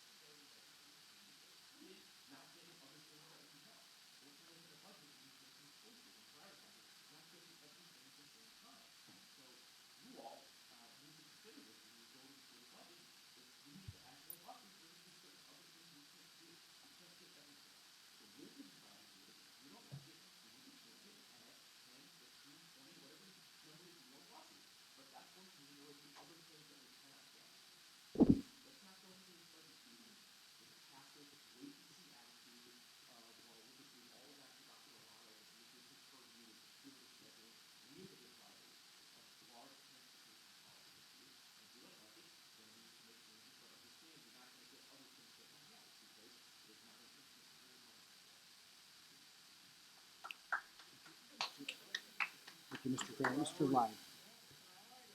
Thank you, Mr. President. I could not agree more with what you said, Mr. Grannon. That was very well said. I would like to correct some misperceptions that may be out there as a result of some comments we heard today. Number one, to create a notion or plant a seed, or whatever you want to say, that this school system, this Board of Education, and the Transportation Division does not have the safety of our students as their number one most paramount issue is doing a great disservice to our employees and to ourselves. That is always in the forefront of what they do. from 25 years ago when the Department of Transportation worked for me to now when it works for Alex. That's the number one thing they worry about. And so I would like to dispel that notion. If anyone is trying to walk away from that, that is the school systems and our people's number one interest in everything they do. Again, I wholeheartedly support your comments, Mr. Grannon, and I congratulate, not congratulate, but I understand all the different restraints that transportation works under and how we have to put this complicated piece together. And as Mr. Grannon said, as we move forward, it's our decision how we arrange our resources on whether we're going to support what we need to support in order to correct the situation in the future. Thank you. Thank you, Mr. Live, Mrs. Ellis, and then Ms. Antoine. I too want to share that I completely concur with Mr. Grannon. It is my hope that this board agrees that the whole reason we hired this transportation consultant was to dig through all these issues, but the budget is the responsibility. This school's budget is the responsibility of this board, and it's the board's responsibility to put the health and welfare of our students first. And so when we create that budget, healthy hours for all students, safety for all students has to be a priority. So thank you for your comments. Thank you, Ms. Antoine. I just personally don't remember insinuating that you all have not considered the student safety. I indicated that safety is the bigger variable here. And I'll stand on that. That despite all of our considerations and how we apply it, we have some detriment in our system, and we hired people, or a person in this case, to do the heavy lifting to tell us how to do that better. I did not understand that the police themselves requested that some change immediately happen, and I certainly, as a board member, did not get that information before this meeting today. Those things make a difference in our decision making, keeping us informed. But most importantly, we are making efforts here that we need to be, as a team, working together to ensure those things get done for the best interest of our entire system, and especially our students. And these parents are not happy. They are upset. And I have witnessed children walking in the dark. I can tell you, as I get older, it's harder and harder for me to see. So I can imagine others with night vision or whatever the case. We have a lot of development going on in our county. That in itself is a problem. I am never going to sit here and say that you all have not considered the best interests of our students, especially safety. I will say, though, we have got to work as a team to make those changes, and that is the disconnect here today. Thank you. And I think we've had a good discussion. I'd like to ask that we, if it's okay with everyone here, move to public comment at this point. We've got a lot of public comment today on this topic, as well as our general public comment. I just want to announce and be transparent. I was jumping up and doing some coordination with some key staff, as well as Dr. Arlotto. Just looking at the clock, we're at almost 12:20 now. I think we'll get through public comment. And then with the change to the agenda item, we've got the financial literacy and Anne Arundel County Public Schools moved up before our consent items. I'd like the board to break at about 1 o'clock or thereabout, because I know we'll have some appeals during a quick lunch if we break for about 30 minutes, and it gives staff a chance and others who've been waiting a chance to grab a quick bite to eat, and then we'll resume. So we'll keep an eye on the clock, and somewhere around 1, we'll pause for about a half hour. So at this point, we'll move to public comment on this agenda item.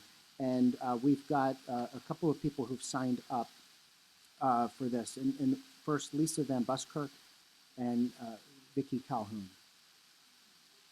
We've got 4 other seats. If there's anyone who wants to testify on the school readiness topic, please, you're more than welcome to join at this time as well.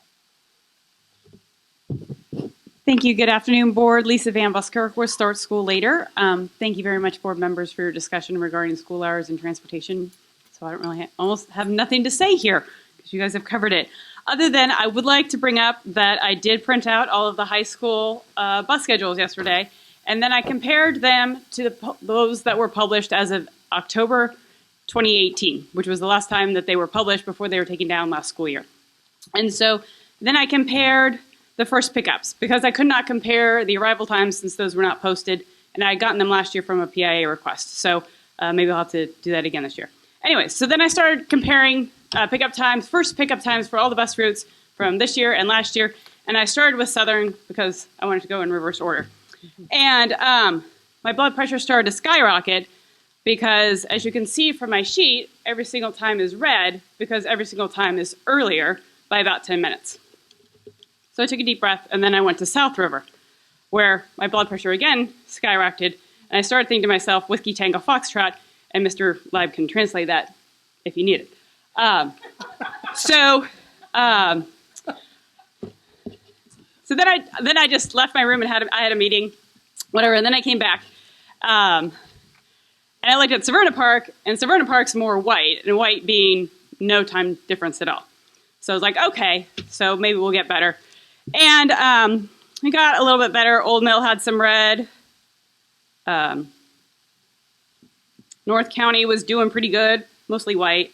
Northeast had some greens, which means that they were later, so I liked that. And then, let me get to my tabs, because then I had a couple things. But there was one error where it took 22 minutes to go 0.1 miles for a North County bus, number 245. So hopefully that will be resolved, because I don't think it takes quite that long. And then I got to Glen Burnie, and of particular attention, I like to pay attention. A bus route I like to pay attention to is one that goes from Southern Middle to Glen Burnie for the BMAH program.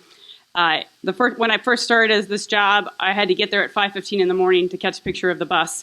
Then, with the 13-minute delay, the pickup time moved to 5:40. And last year, I was incredibly pleased because it moved to 6:03. This year, it's moved back to 5:40. So I don't know why it now takes 20 minutes longer than last year, because they actually had the afternoon schedule published for that one, and it took about 80 minutes to get home. So I don't know why it takes 30 minutes longer to get there. And so that's a bit of a mismatch. And then, so times went okay, and then I got to Annapolis, which was, again, almost all red. And we'll take magnets separately because there's a bit of a mess with that one. But some of them are 30 minutes earlier, and it's hard to understand why. But I did have, like, Armando was okay, and Broadneck was pretty good, because those were mostly later. But hopefully the transportation consultant will be comparing that, because I think it's something that the staff should have been working on alongside it. Thank you.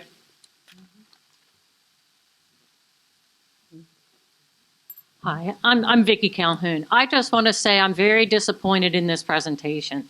I was looking yesterday on the website. There was nothing. It talks about monthly reports. Those aren't on the website either. And I just think you all have been nickel and dimed. I think Mr. Grannon brought it up. I think that this tiered system, which has been established, that you all were kind of talking around, is what's driving this. You paid for software that's separate from this contract. And what's happening is you guys are getting shotgunned by little issues because the strategic plan is terrible. In your strategic plan, is transportation even mentioned? I was going to go look on the website because I don't think it is. Your problem is that the support systems that are there to support you are dysfunctional. If you want to fix this problem that you're talking about right now, as this lady had this beautiful analysis, I say get with the transportation people, but this tiered system is what's doing it. And like Mr. Grannon just mentioned, you haven't paid for enough guards and you haven't paid for enough buses. The solutions are in there, but you shouldn't be looking for them. There's people here that need help, and they're the ones that need to look for it to support you. I'm disappointed in the support for you, not the people. Not the people that were sitting here, so don't let anybody walk away misled. I think we as a community have failed you, and this community has not supported the people that are in these roles. We paid for software. That software needs to work. 20 minutes or 40-minute early arrival for a bus at a school is unacceptable. So I don't know what's going on in the transportation department. I don't think it's personnel issues, but something needs to happen in there to help them do this job and enable you to do a better job, because I'm disappointed in what's going on for this board. But I am encouraged by the questions that have been asked and the energy by some of the members to try and get after in what seems to be a somewhat frustrating manner these issues. So I'm just want to tell you that I'm here to support you, and I want you to continue to ask your questions, because the parents are grateful to try and get in on these issues that seem to be beyond your control. Thank you. Good afternoon, Dr. Alado and fellow board members. My name is Odessa Ellis, and I'm here once again hoping what I have to say to you again will be considered as a solution to a very serious problem in Anne Arundel County schools, and especially in the Annapolis area: the miseducation of the African American males. This summer has been an unhappy daily period in the Annapolis area. We lost 3 special African American males, 2 under the age of 21, and 1 well-known popular artist and role model, Montre Say. I think he came out of school with my son, so he's probably around 32. He was 32 or 33 years old. Montre had just recently spoken to our youth at Annapolis High School, giving them inspiration and hope, because he was one who made it and he was trying to help others to survive. I went to school with Montre's mother and father, and in a sad way, I'm glad that they both did not live long enough to see Montre's untimely death, their son's untimely death. As I have said and asked many times here in front of you, what are we going to do with our African American males? They are dying in great numbers, and no one seems to care. They are dying a slow death on the street corners, wasting their lives because they lack skills, motivation, and direction. If one of our goals is to strengthen families, then it is prudent to graduate our young men with life skills, more vocational skills training, and more opportunities to become strong, healthy, and wise individuals so that they can take care of themselves better, and so that they too can have stronger families. We must do a better job at educating them and not just graduating them. We must get rid of this generational poverty. Again, I implore you to look into this matter by studying other programs, alternatives, such as maybe an elementary charter school for minority males, and to increase vocational training. As the saying goes, a mind is a terrible thing to waste. Also, a life is a terrible thing to waste. Please bring some attention or focus on this subgroup at the earliest intervention, at the earliest age intervention, not when they're in high school. Thank you for your time and hopefully interest. Mm-hmm. Thank you. We've got a couple, ma'am, just one quick second. Ms. Alvey, did you?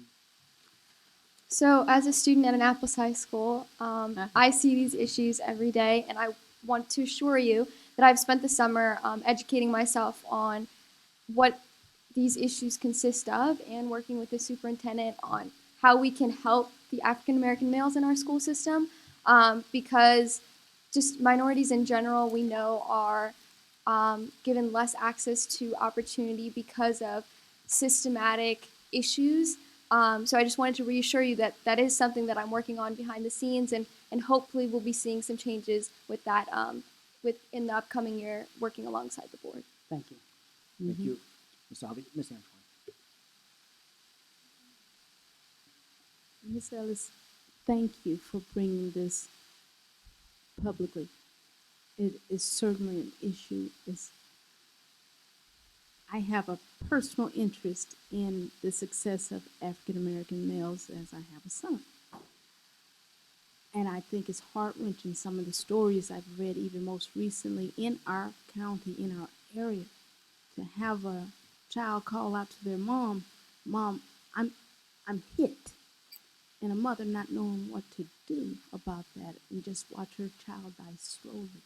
That is incredibly concerning. Our education system has to work in such a way that our students choose other means. They choose more positive alternatives. I think the presentation today, and I hope that what they presented to you today help you and the rest of the public to understand we are on it. We do not take that for granted. It is certainly a concern. Dr. Gillens, I give her major kudos because she goes into the trenches along with other partners in the community to help combat so much that's happening. We may not be able to prevent all of it, but it does not keep us from being active.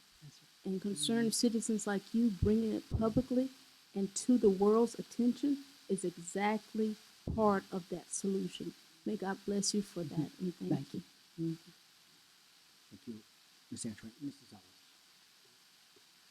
I'm First of all, I want to thank you for your testimony.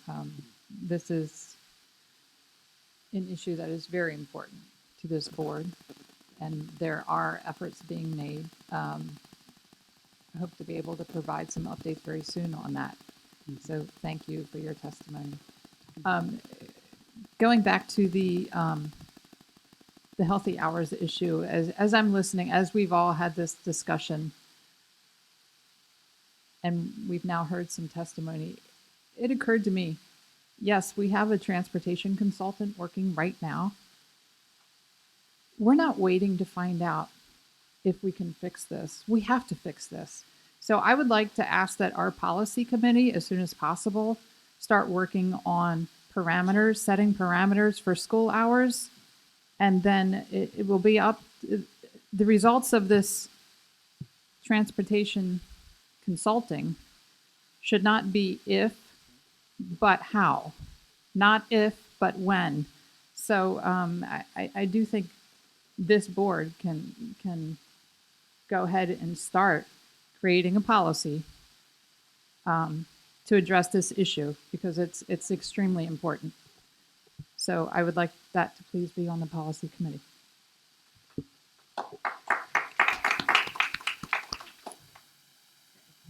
Hi, I'm not sure if you can hear me. Can you hear me well? Okay. My name is Kumoida Melendez, and I'm a parent who just recently moved from, well, not recently, but I've only been here in Maryland for about maybe 2 years from Florida. So I came from Hillsborough County, Florida. Recently in Florida, they have a system there where they changed all the school starting times. All the elementary schools start at 7:40 and end at 1:55, with a few exceptions for obviously charter and magnet schools, because when parents sign up for those programs, they kind of know that the times are going to be a little varying. For high schools and middle schools, I want to say the start times are between either 8:30 or 8:40 for the middle school and high schools, and then they all get out around 3:30, and that's for all the schools. So pretty much all the schools should be dismissed. They're home unless there's some type of event by 3:30, way before 4 o'clock. I think one of the big problems with the school start time is probably the daylight savings, because we have to keep adjusting that. I mean, we can't adjust the school start time every time there's either spring forward or fall back. So I mean, so I think that's one of the issues that affects like the students getting out of getting dismissed at a proper time so they could get home without walking in the dark and things like that. So I feel like when it comes to the busing and transportation, I don't really think it's necessarily their fault per se. It's just that if we had a uniform start time for all the schools, because what I noticed was that in certain areas, certain schools, I felt like we're starting later because they're in a nicer area. I feel like the schools where the Title I's, for example, like Van Bachlen, a lot of parents have to walk their kids to schools, and that affects them too because they have to get up at like 6 o'clock in the morning. They're walking in the snow and everything, and unless you're living a mile away from the school, you still have to, walk to school. And I feel like a lot of parents were getting their trying to get their kids to school on time, but they couldn't get them on time because they have to be there by 8 o'clock in the morning. So while some have mentioned to start pushing the schools back is bad, I actually prefer it be pushed back a little bit because that's not being considerate to people that don't have a car like myself. I mean, I can drive and I can adjust with the times pretty easily, but that's not fair to other parents. You do have to walk a good mile back and forth to taking their kids to school, and we also don't have the proper amount of crossing guards because I feel like there's some schools in like certain areas that have more cross guards than in other poor areas that have less cross guards. Like if I go to Savannah Park, there's a cross guard on every single corner, whereas in another area, it's not the same. So I feel like adjusting the school times where it's fair for all the schools, like I said, I mentioned in Hillsborough County, we start at 7:40 for elementary. If they did something universal like that for all the schools, I think all the bus drivers could meet that time, and it'd be fair for all the parents and all the students that attend those schools. Thank you. Thank you very much. Mr. Grannon? Yes.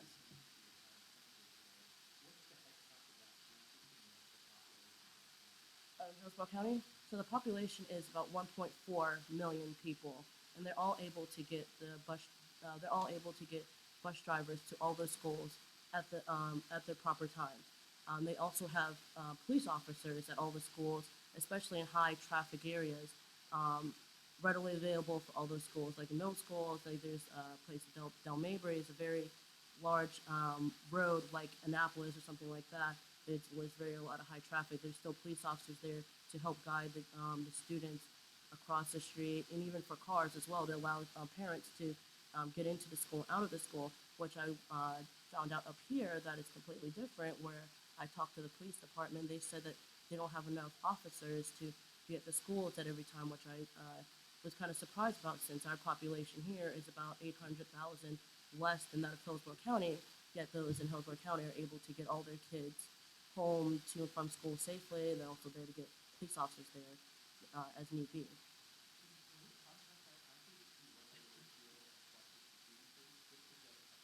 Yes, of course. I mean, oh yeah, of course. Yeah. I gladly do.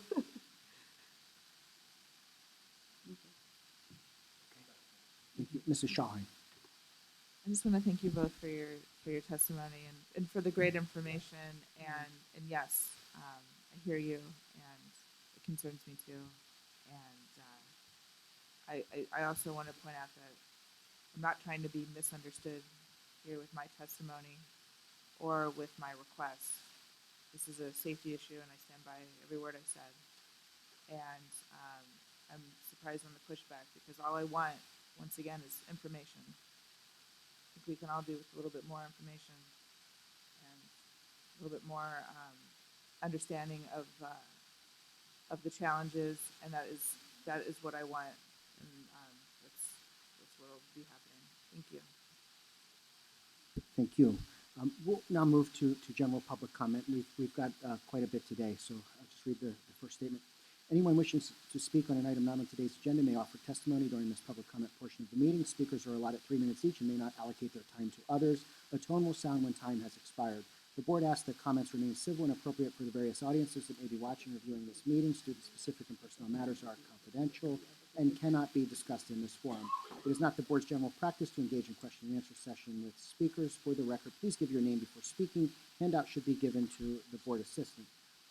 And again, I apologize if I mispronounce any names. Sydney Schilling Kupner, George Schmidt, Shirley Little, Andrew Shafali, Kelly Foley, Kate Lefebvre Tomas, Lily Ellis. Okay, that's me. Okay, thank you. Tina Larson and Carmelita Melendez, you're on there again. Okay, so we'll take the first 6 as seats are available, and then we'll just keep moving, okay?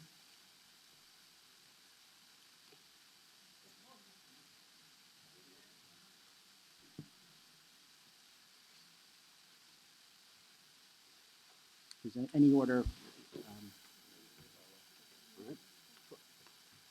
Good morning, good afternoon, wherever we are at this point. My name, for the record, is Andrew Schaffel. I am a Folger parent, and I'm glad to hear my issue being discussed and represented. by my board member, Michele. I greatly appreciate that. I'm sad that Dr. Orlado is not here. Unfortunately, I believe this may speak to the priority of the issue when we know that that is what we are here to talk about. I fully agree with Mr. Grannon, and I work in government. I'm an executive in government. A budget displays a body's priorities, period. Everything else is just talk. I look greatly forward to seeing the priority of school start times reflected in the budget. I understand there are constraints. There are always constraints. All I hear is no. I work in government. I hear no constantly, okay? I'm an executive in a 1,000-person agency. Everything is always no whenever we want to change something. Nothing can ever be done until executives get involved and prioritize it and push it. Then magically things happen. The bus system is a contract, I believe. Is that accurate? Right, we outsource that. Sure. So the fact that we can't tell the bus system what to do tells me that either the contract is, there's something wrong with how the deliverables or the constraints are presented within that contract. If we have 2 buses that are chronically late, common sense says that they need to start their bus route earlier, right? So someone is either not asking them to do that, or there's a constraint that we can't require them to do that, which would tell me that there's probably a contract modification that would need to occur to make that possible. Again, I just don't really believe the answer is no to this. I believe that if we push it and prioritize it and force them on an issue, they'll do it. We are their customer. In what world should they not be fitting our expectations? I realize this is a comment section, but I wonder if members of the board would raise their hand if they believe that starting school, or let me rephrase that. So my child will likely get home around 4:30 in the afternoon, dropped off from the bus would be my expectation. Who believes that an elementary school child getting home at 4:30 is acceptable? Nobody up there does. And I'm going to say that I could even put, couch that around. Let's pretend that there are no constraints, right? Not one of you would raise your hand and say that that's okay. So we know we have a problem. Now we just need to see an execution of the will to solve the problem. And I hope that it doesn't take until next year. I believe you'll prioritize this. I can see among the board members, I know that Dr. Arlotto does not find this proper. I'm sure that this will find its way to solution. I don't want to see it wait until next year for solution. I firmly believe that we could make a shift mid-year. Again, if we're able to get the right folks engaged and the right level of priority, I would expect that the gentleman running transportation could lean on the contractor to make this happen. And we'll be watching closely to see how this goes. Thank you. I appreciate your time.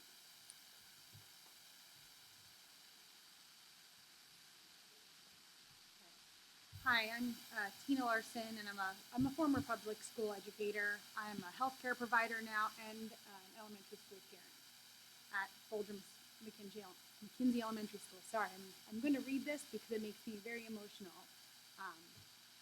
And I thank you all for bringing it up. You keep talking about physical safety. What about mental safety and the well-being of our children? I have a child who takes medication to alter her ability to stay on track and to stay where she needs to be. Have we thought about those children? I don't think so. Having those children get to school later and home later, her medication, I should be reading, but I'm talking from the heart here. It suppresses her appetite, so she typically doesn't eat lunch. So when she gets off the bus at 4 o'clock, she's hungry. She eats that entire lunch, scarfs down snacks, and we run off to extracurricular activities. And then we get home, we eat dinner, we try to get homework done, and then get to bed.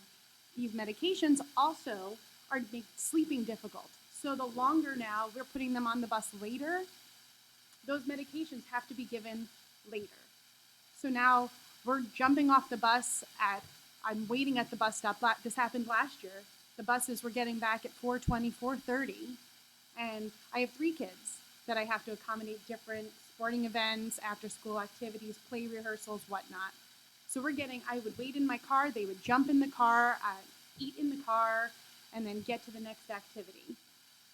That's not okay now that we're even making it 5 minutes later. If it's 5 minutes later every single year, my child who has a difficult time getting to sleep at night, now it's going to be 10 o'clock when she's going to bed because we have homework. So can we opt out of homework then? You know, I want my children to be well-rounded people, and without being able to do extracurricular activities, being home with their family, with their sisters, going to play rehearsals, piano, lacrosse, whatever it is, and then still be able to maintain her healthy well-being mentally, socially, physically. I understand the safety, and you're talking about crossing guards and things like that. I get that, 100%. But think about the other children who that's not necessarily affecting them, but these other things are. There are so many kids in the schools, it's not spoken about. No one talks about the medicated kids, but it's huge. And I did call the bus system or transportation system yesterday and got passed around. I had to hang up and call back because I got sent to a voicemail of the person I wasn't supposed to speak to. I was beyond happy, to say the least. And when I finally spoke to someone, they kept saying, well, what's your address? What's your address? I'm like, it's not about my address. I couldn't find my bus stop on the list anymore. And what happened, and I apologize if I'm talking too long, they took the bus that used to be one bus, which actually was 3 bus routes last year. They were sitting kids 3 to a seat with backpacks on their laps or in the aisle. Safety issue, that light bulb's going off.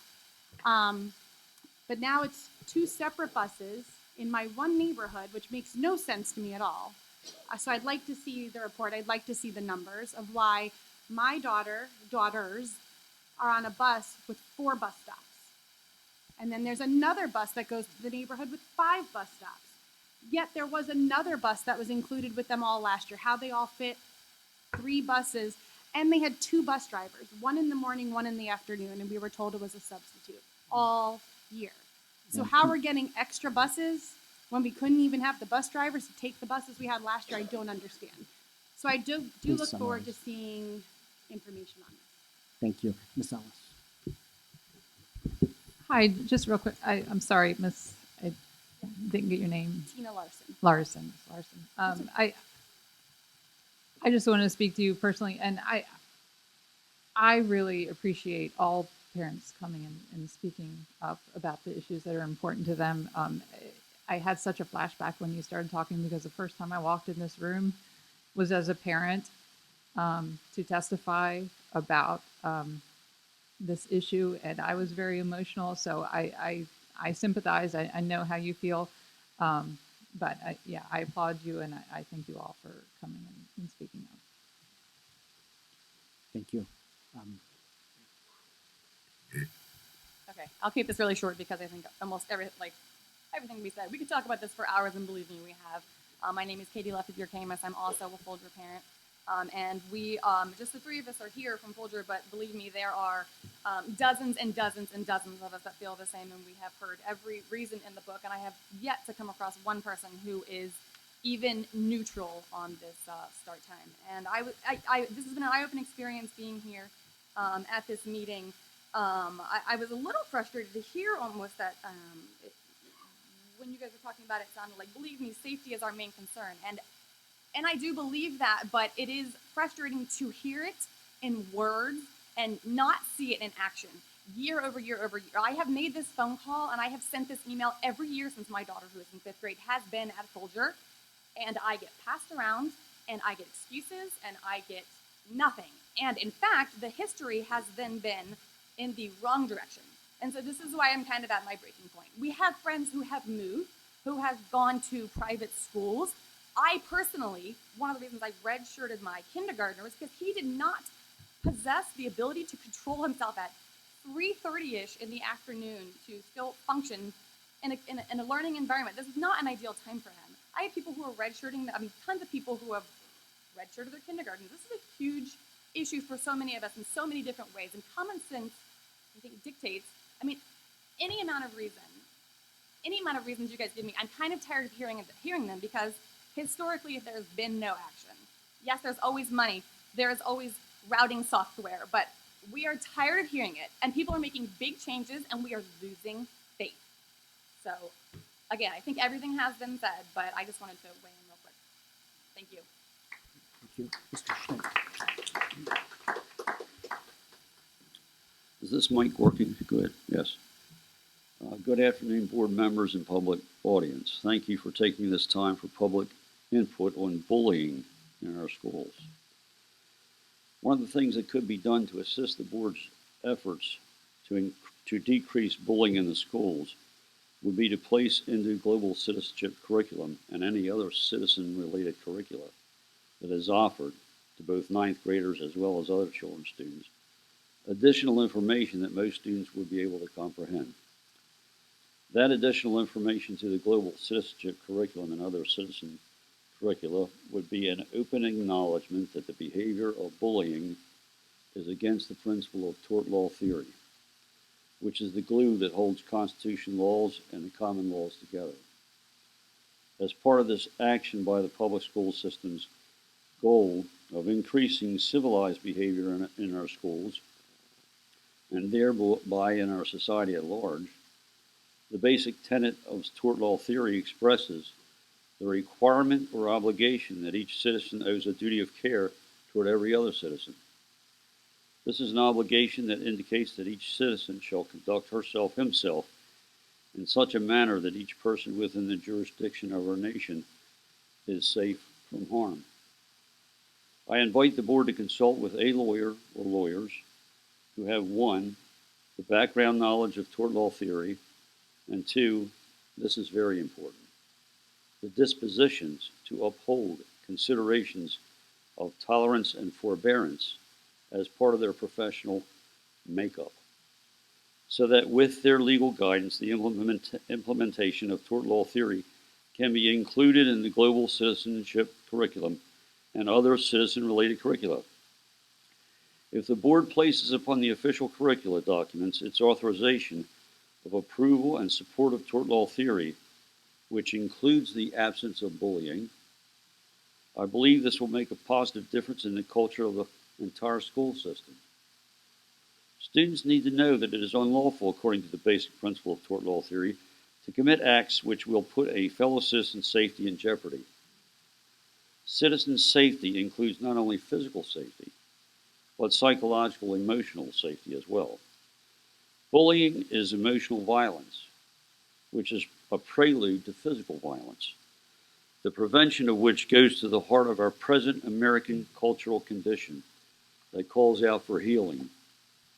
The public schools of Anne Arundel County can play a significant role in the beginning of the healing of the nation by starting that healing right here in our county schools. Thank you for listening. My name is Dr. George R. Schmidt, author of The Behavioral Paradigm in One School System, which happens to be the Anne Arundel County Public School System. And I invite you to invite me to sit with you in executive session and tell you about the things I learned about what was going on in the school system before you came here. Thank you. Thank you, Dr. Schmidt. Two questions. Mr. Shaheen, and were you on the last? I'm sorry if I missed. Kind of both. Firstly, and I think I know the answer to this, but just for the benefit of the public, within the global citizenship course curricula, do we talk about? I know we talk about kindness and there's various other forms where bullying is talked about or anti-bullying is talked about. I assume that the global citizenship course is one of those. Yeah. Great. Just for the benefit of the public listening and the follow-up to his wonderful testimony. And then I wanted to say that I hear you. I'm with you on this. I think you know that already, but it bears repeating. And when a school's starting time gets later and later and later and later over years, I think the last 7 years it's moved a few times. How can this be the last resort? So we're at a last resort every couple years that we can't find another solution, and we move it again, and we move it again, and we move it again. So I'm saying this is enough is enough, and it needs to be corrected immediately. I'm with you on this. Thank you very much. Ms. Angeline? I also want to thank you all for your testimony on this hard time. The emotion, I'm all jiggly up here too. but it takes that, I think, sometimes to send home the message that needs to be sent. So don't get weary in doing the good that you're doing, please. Concerning the bullying, thank you. I appreciated that you sent in your testimony early, because we have a policy coming up that we'll be deciding on today directly concerning those things. And I utilized that information that you sent yesterday or earlier in the week, and it helped me with the insight that was utilized for that. So thank you. Please continue to send these recommendations. I encourage all of us to work together to make this difference. So thank you. Thank you, Ms. Angeline. Yes, ma'am. Hello, my name is Shirley Little. I need your advice, and this might be an easy issue to solve. I'm a 70-year-old Anne Arundel County resident who exercises at the county pool near Annapolis High School. I often can't find parking place at the pool lot, and I just go back home along with many other people, especially of my age. High school students, student visitors, other random drivers, people going to events at the school, they park at the pool lot. And there is no supervision that I can find for the parking. People park at the pool lot, even though the rules are posted that say that there should be no people parking there who are not pool participants. The area behind the pool has parking, but there are many security issues behind the building there. Many county organizations are involved in these parking policies at the pool. Recreation and Parks, Board of Education, Annapolis High School, the police, the pool management, the county employees. I know them all because I've tried to help find an answer. Nobody I've contacted, even my councilwoman, gives me any information. They don't have any idea. They don't know what to do. I often feel my concerns are just seen as old lady complaining, but there are many old ladies over at that pool and a lot of old gentlemen too, and many handicapped people that this affects. I want to know, please, who should I contact? Board of Education owns the pool parking lot, and they lease it. At least that's what I understand. They lease it to the Department of Recreation and Parks. And that right away complicates matters. I found this information out from a person, I believe his name was Greg at the Board of Education. Who's in charge? Do you feel any responsibility about this problem? The high school events are often scheduled, and the supervision of the parking, if it does occur, like during large lacrosse events, they don't know what they're doing. And I need help so I can pursue this, and I thought I would bring this up. Thank you so much. Thank you, ma'am. We've got two comments, Mr. Grannon.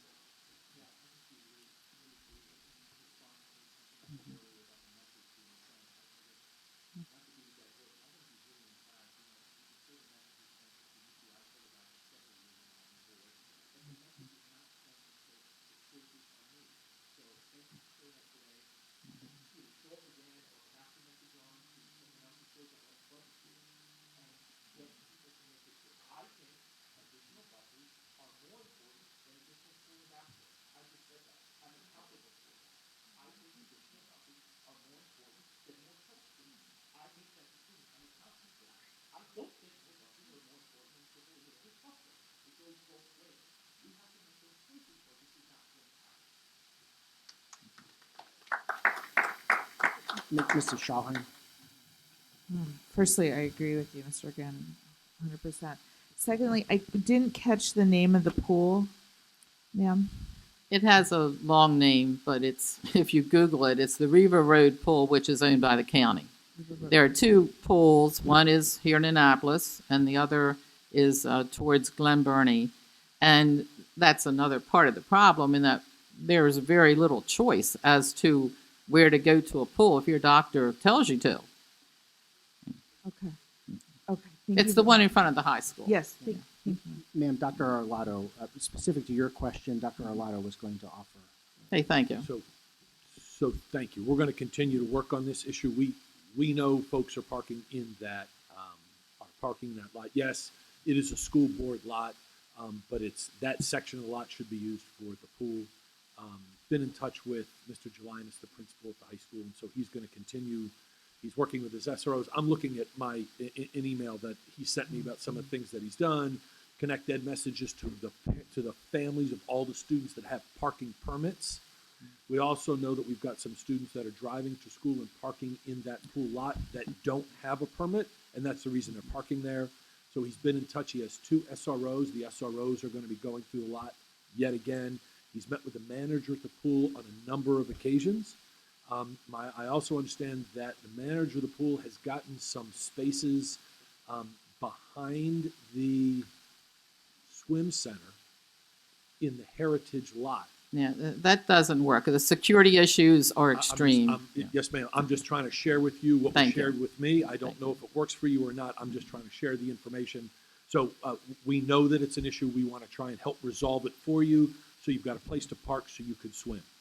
Okay, and I have a list of my suggestions. May I pass it out now, or how should I do this? Could you give it to the board assistants, and they'll make sure they get it to me and the members of the board? Okay, and so you have no one person I should contact that you think I haven't yet? No, because we don't have anybody that oversees that parking lot per se, right? I don't have anybody that I can assign that can just check people in and check people out, in all honesty. So we're going to have to try and work through this. One, we have to start with the students at the school that could be taking up spaces during the day. Yeah, I taught at Annapolis High for like 18 years. I love Annapolis High, but I don't like their parking. Yes. Okay, all right, thank you very much. Yes, ma'am. Thank you, Ms. And Lowe. I appreciate your time. Ms. Ellis.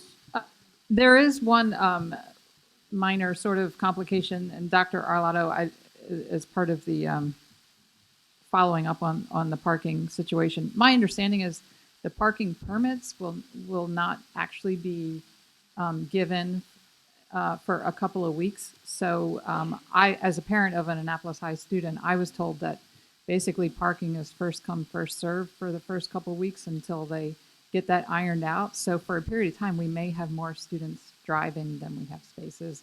But that's the first couple, in other words, it might be chaotic the first couple of weeks of school, but then they will be ironing that out. That's my understanding. I'm glad to hear something is being looked at. It's a problem. There are people with one leg, one arm, handicapped, and wheelchairs. I'm not there quite yet, but I can't walk a quarter of a mile to get there. Okay, thank you. Ms. Antwine, did you? I actually had a question about, I understood you to say that we are leasing the lot. Yeah. From what I understand, and I spoke to a Board of Education employee, the Board of Education owns the land, and the Board of Education leases, obviously a legal type of lease, the pool area and the parking area to the Department of Recreation and Parks. And because of that, it sort of mucks the water about who's in charge, although I know the Board of Education is not because it has the lease, but then again, who else is looking? And because of the high school involvement, it is sort of your problem. Understood, and thank you for that. The reason I was asking, Dr. Arlotto, I was wondering, the people that you shared, you had already been in contact with, are they part of Parks and Rec, or is this internal to us? Both. So I was in direct contact with the regional assistant superintendent and the assistant principal. But certainly we've got an incredible partnership with the Department of Recreation and Parks. So they'll certainly work with us. This is not a new issue. This didn't just happen yesterday. Okay, this has been going on for years. People parking a lot. If there's a as Ms. Little said, if there's a big lacrosse game or a football game, people are coming early and they're going to park where the closest parking spot they can find, and the lot gets filled up quickly, and sometimes they park in the park. There are no signs that say pool parking only. There is one sign, one large sign, but Right. it's sort of, but so no individual one per can see space. it. Yes, ma'am. So we're going to continue to work on the issue. Okay, thank you so much. Yes, Thank ma'am. you. Thank you. Thank you. India Oaks, I saw your name was on the other page. I apologize for missing you earlier. Please.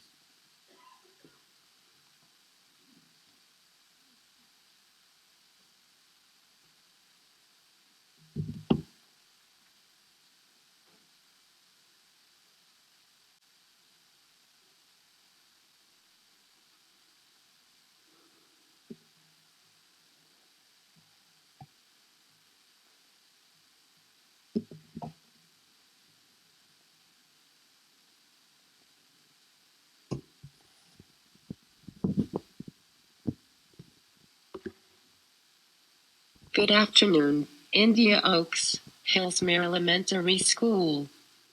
I wanted to highlight some of the items included in the written document I just submitted about the new public comment procedures. We all appreciate that additional methods were added as options to sign up to speak at these meetings. Yet the key word in that last sentence is added as options. Right now the language on the website and press releases about public testimony is misleading. There is no mention anywhere that the public still has the right to sign up in person, immediately before a meeting. The omission of this statement can be misleading to the reader, who will think they can only sign up online or by phone.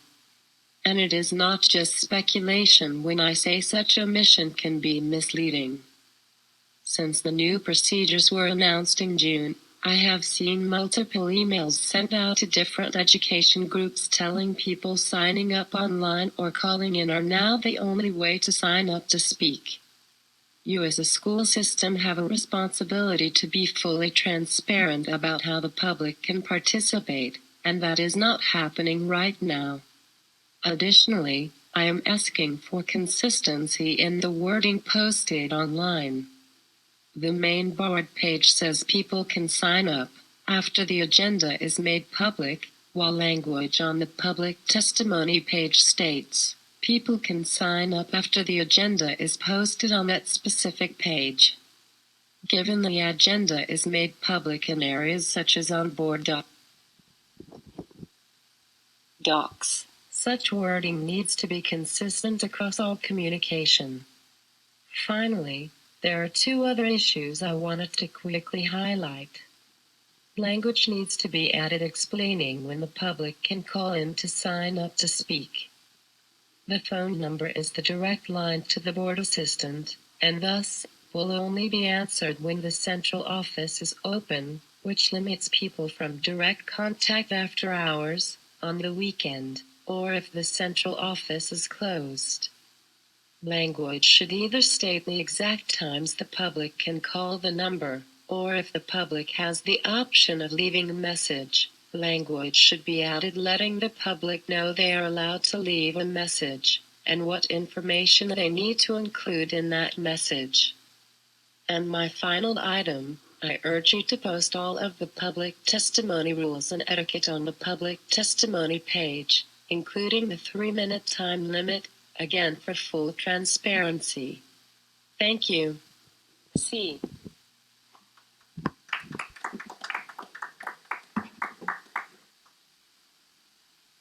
Mrs. Oaks. And forgive me if you already did this. Do we have your testimony that you just gave us in writing? Okay, great.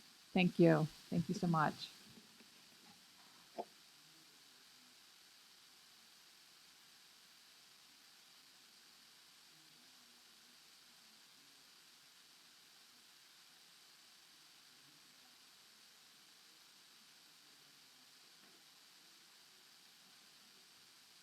Okay, sorry about that. We'll break now and then reconvene at approximately 1:45. And the first item on the agenda then will be the financial literacy presentation.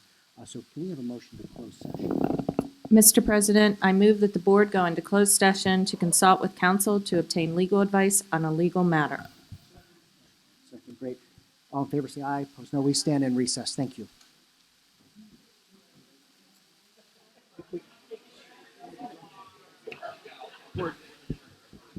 Board will now come back to order, and we will reconvene.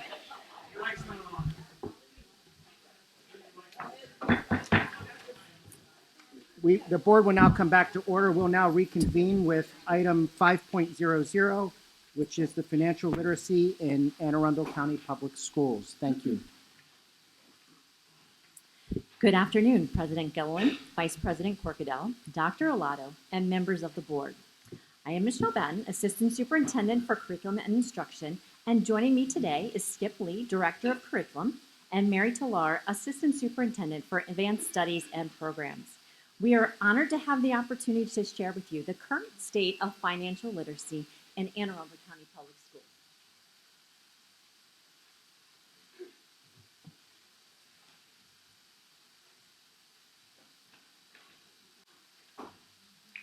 As a point of context, we believe it is important to note that in 2011, MSDE began requiring all school systems to offer what they refer to as a program of study in financial literacy for students in 3rd grade through 12th grade that address the 6 financial literacy standards: make informed, financially responsible decisions, relate careers, education, and income, plan and manage money, manage credit and debt, create and build wealth, manage risks, and preserve wealth. To reach these goals, AACPS offers courses in financial literacy, as well as integrates the financial literacy standards into current courses and offers co-curricular and extracurricular opportunities to enhance the learning process. For example, many of our elementary students travel to Biztown and Owings Mills to participate in Junior Achievements Miniature City.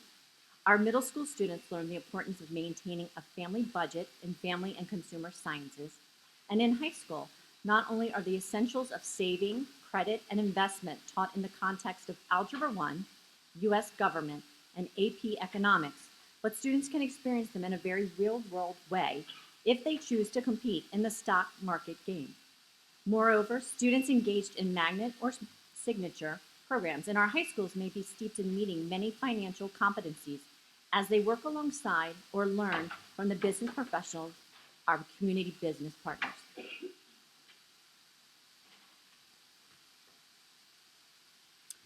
We have a variety of instructional opportunities for our students in our school system. Beginning as early as 2nd grade, students are introduced to and learn about money. We begin with the value of money and what money can buy in early lessons. We study how current commerce affected the founding of our state and young America. In the intermediate grades of elementary school, students reinforce physical understanding with the decimal placement in math and taxation in social studies. The financial literacy standards shared with you earlier are more directly addressed as students enter middle school. Our family and consumer sciences, social studies, and health education courses integrate the financial literacy standards directly into the curriculum, and the 8th grade mathematics parallels the financial literacy standards with mathematical standards related to taxes. And students in middle school STEM or IB programs encounter financial literacy in action in their change-making and MYP design courses, respectively.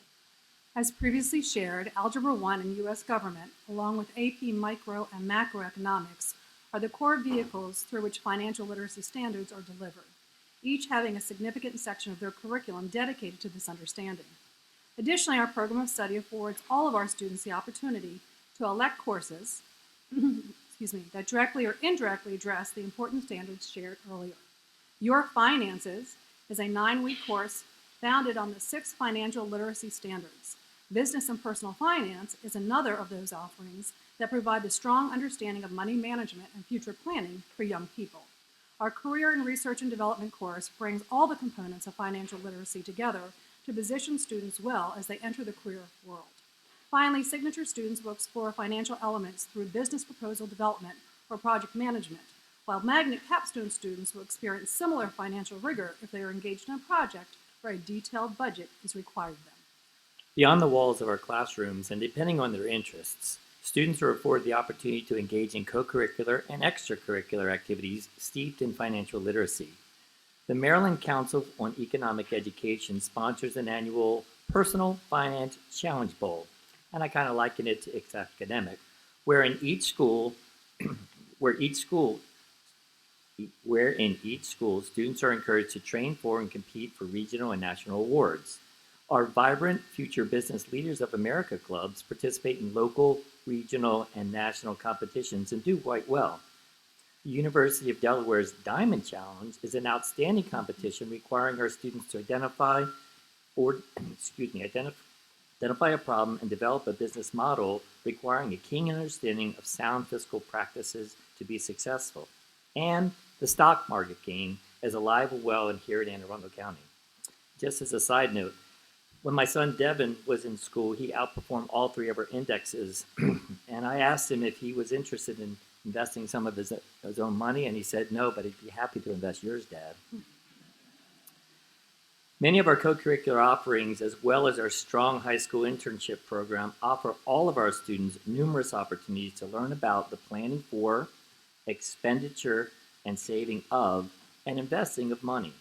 Money they have access to now, or wealth they will accumulate in the future.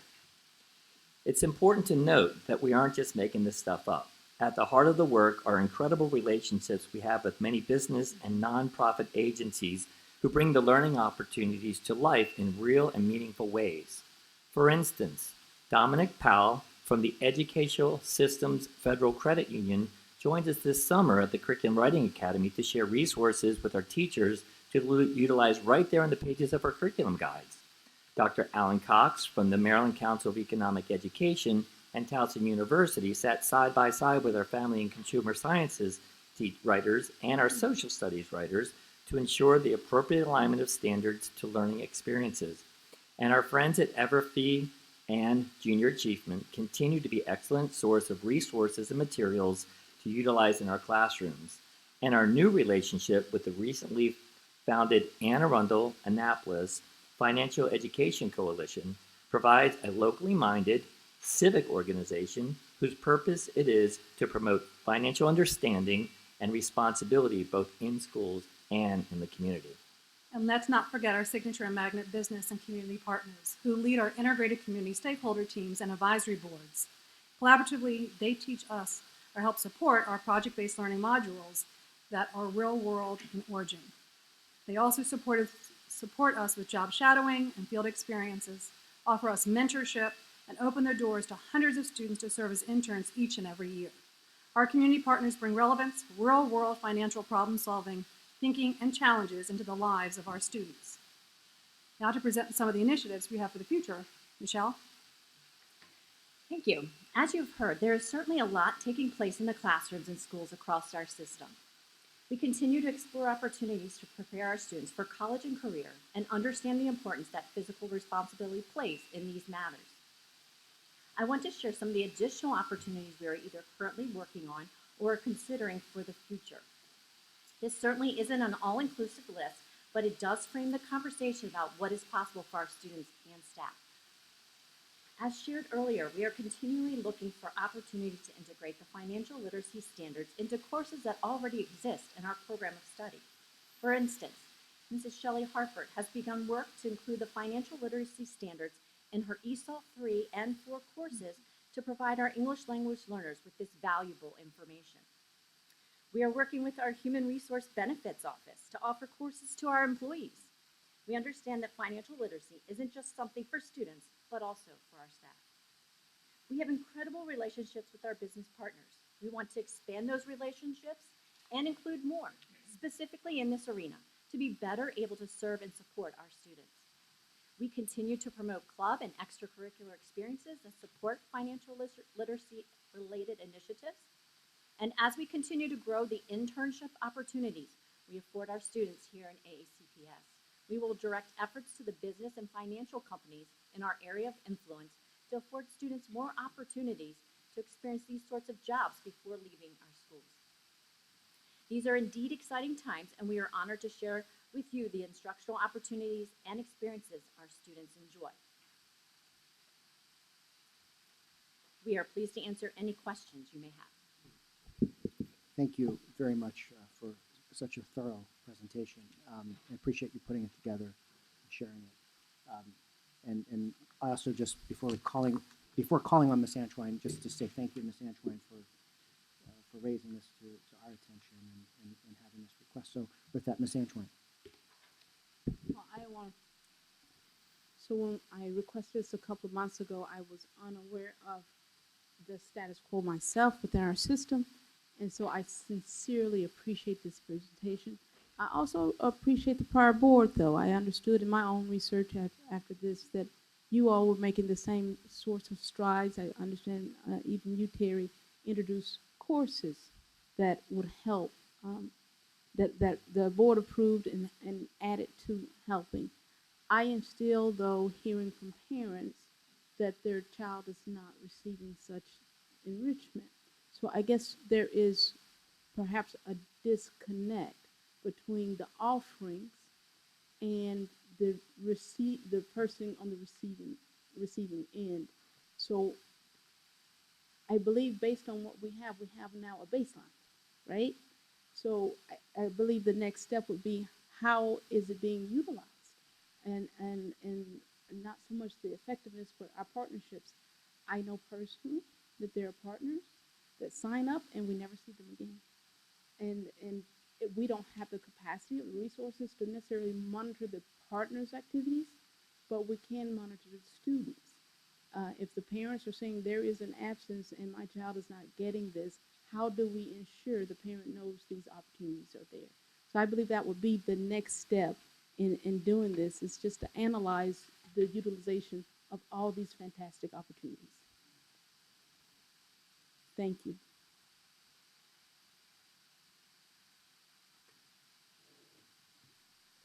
Thank you, Ms. Antoine. Mrs. Ellis.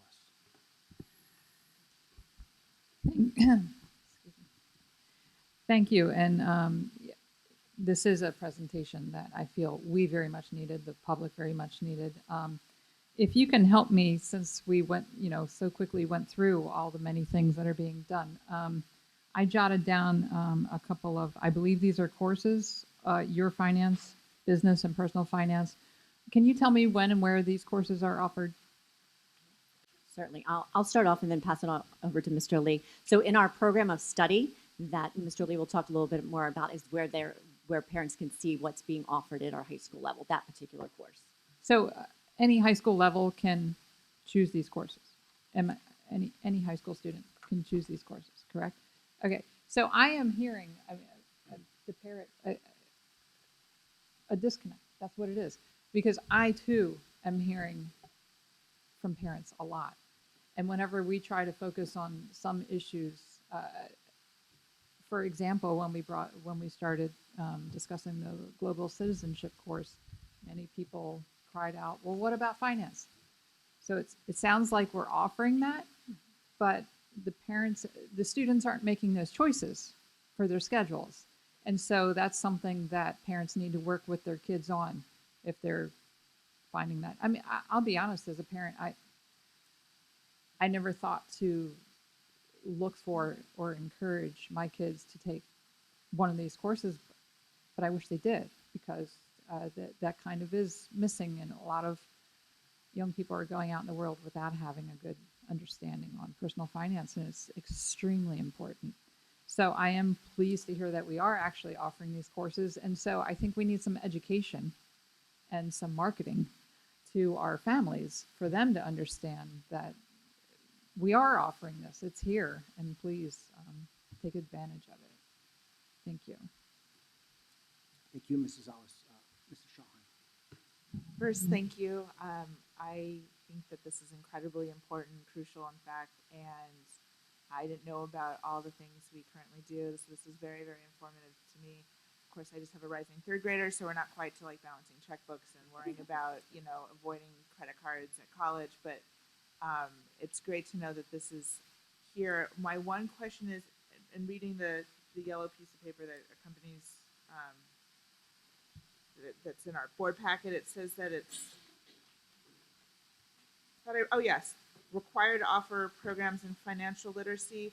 And I understand that you don't want to just have a financial literacy course that's mandated for everyone, but instead the required components are in all these other bits and pieces. But are some of those bits and pieces required courses? Because if I'm hearing right, and I've had a headache all day, so forgive me, but did Ms. Ellis's children not get that course because none of the courses that were listed are required, even though the financial literacy piece is required? I guess So that's a really good question. Yeah. In Algebra 1 in our U.S. government, those are required courses. And then, of course, AP economics students could, macro and micro can elect to take those courses. And then the other ones we mentioned are also electives. Electives, okay. So they got bits and bobs, it sounds like. Now, are the bits, would you have to take multiple of those courses to get the full picture of the financial literacy requirements from the state, or I don't know? So it's when the state mandates that we deliver the standards, there's no bits and bobs.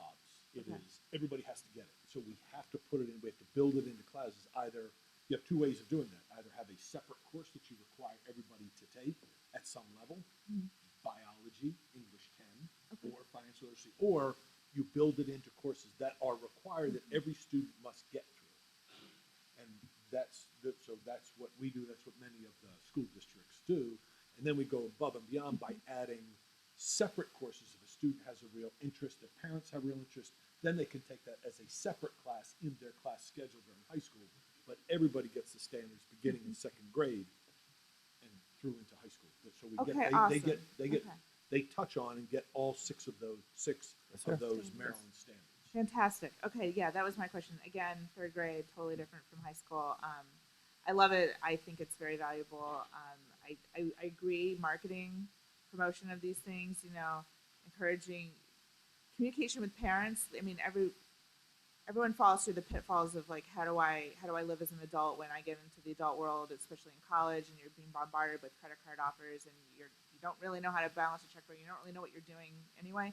So like, I think some engagement with parents, to say these things are being offered, and we're doing it, and here's the full list of courses, and if your kid has an interest, well then, by golly, they can take massive electives on it, and I just think it's really, really important. I'm really very happy that you all did this presentation. Thank you so much.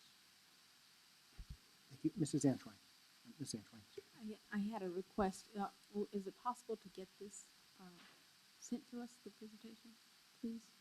Yes, sure. Absolutely. Thank you. And again, my thanks. I think Mrs. Ellis said it best with regard to the fact that we offer some solid stuff, but it's just not known. Perhaps for people that could benefit from it the most. It's a passion area for me. It was my first teaching area, personal finance, before I went into teaching econ.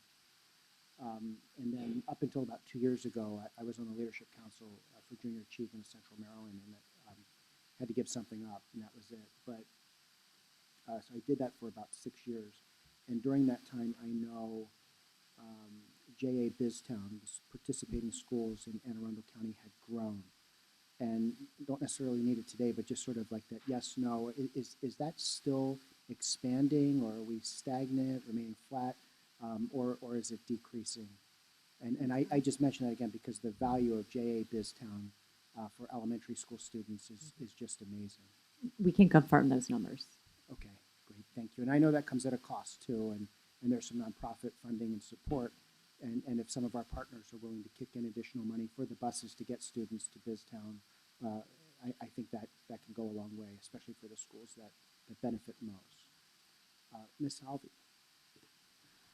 So I noticed that you all mentioned FBLA, so I participate at that at my high school. I was wondering if you had control in expanding FBLA chapters across the different high schools, or programs similar to that, or making sure that they keep running, because I've heard for a lot of schools, some of them have stopped running or they don't have leadership to keep them going. So do you have any control over that, or could you make sure that that stuff is happening? So each school is afforded a number of contracts through which they can determine how they're going to support their after-school activities. That is a location decision, but I agree with you that it's a valuable opportunity for kids to learn real-world application of what they're learning in the classroom. I don't know that the three of us really have a lot of control over that, but I think it goes back to the marketing piece. Your school is vibrant, great community. Those opportunities are afforded, and we need to be able to share those across all the high schools. I think You have an incredible leader that's very passionate about FBLA, and we continue to try to support her as well in terms of the operation. And I would just say, at the risk of avoiding a personal conflict here, I sit on the state board for the FBLA Foundation, and I'm not on the formal board. I'm on the foundation board, so I just do the fundraising, but I volunteer with them, and I've seen statewide where the success rates are high. It's when you've got a solid advisor at the school level, because that person and then students, the upperclassmen, and the excitement of the upperclassmen then draws in the underclassmen, and then it's like football or anything. It just keeps it vibrant and moving. I would really like to see an expansion of FBLA, because we've got a lot of money now that we actually will pay for students to go wherever to the national conferences, and they don't have to pay a dime now. We're hoping to get that way with the state conference, especially now because we're moving it from Timonium to the Inner Harbor next year in March or beginning of April. I don't know when exactly it's scheduled, but we're hoping by moving it to a more central location. I know Inner Harbor versus Timonium is not the end of the world, but we do hope it brings a bigger draw. So again, side note, and don't want any personal conflict there. I got no financial interest in it, but it's just an important program for me personally, and I hope to see it expanded. Any further questions or comments on this item? Any public comment? Seeing none on both fronts. Thank you so much for this presentation. And again, Ms. Antoine, thank you for raising it to us. We'll now move back up near the top with our consent calendar. We have 8 items, 5.01 to 5.08. Is there a motion to bundle these items? So moved. And second? All in favor say aye. Opposed, no. Thank you. We now have a consent action item. Dr. Arlotto, can we have your recommendation, please? Yes, sir. I recommend board approval of the contracts as listed on today's agenda, 5.01 through 5.08. Is there a motion? Moved. Motion and a second. Great. Board discussion at this point. Mrs. Schalheim. Hi. All right. I have a couple of questions, some of which. Oh yes. All right. So item 5.03. I just had a question about procurement related to this. So I had a wonderful conversation very recently with Dr. McMahon about our awesome new K through 2, not really new because phonics has been around a long time, but back to us curriculum, and she was explaining the procurement process for that, and then I was reading this, and it didn't look, at least not readily to me, that there was a formal bid process with this, so kind of a lack of competition. I just wanted to ask about that. Why was this exempt when for other bits of, for like the K through 2 curriculum, they had they did an RFP and it came back and they had lots of different options. Like, why is this one different? Sure. For the record, Alex Szachnowicz, Chief Operating Officer. I guess to begin with, at a high level, under the state education article, textbooks, curricular items, and MOI, non-commodity based MOI activities do not have to be publicly bid and advertised. They can be through a negotiated agreement. Your policy and regulation comports with that too. So the state essentially recognizes that unlike a pencil, for example, that's a very commoditized item, textbooks, curriculum, things like that that are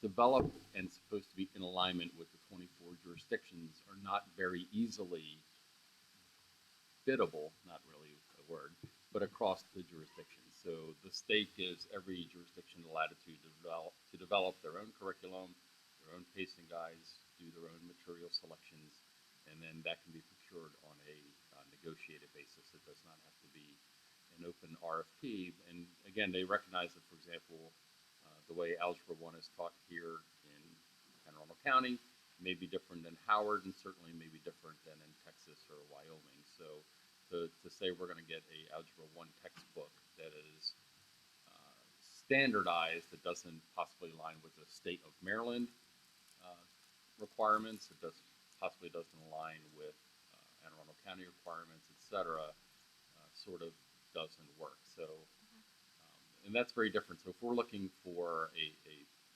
different approaches to K, we certainly can do that. We can buy proprietary products and say, okay, so if there's multiple vendors that create proprietary products, in terms of textbooks, we do evaluate more than one manufacturer's book.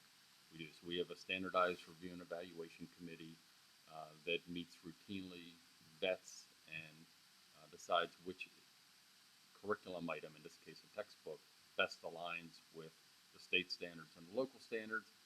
That recommendation then is forwarded to the purchasing department. The purchasing department then negotiates a contract with the vendor based on price, discount, quantity discounts, whether they include training or is that an additional cost, etc. So it is a best value negotiated agreement that's permissible under, as I said, both state law and your policy and regs.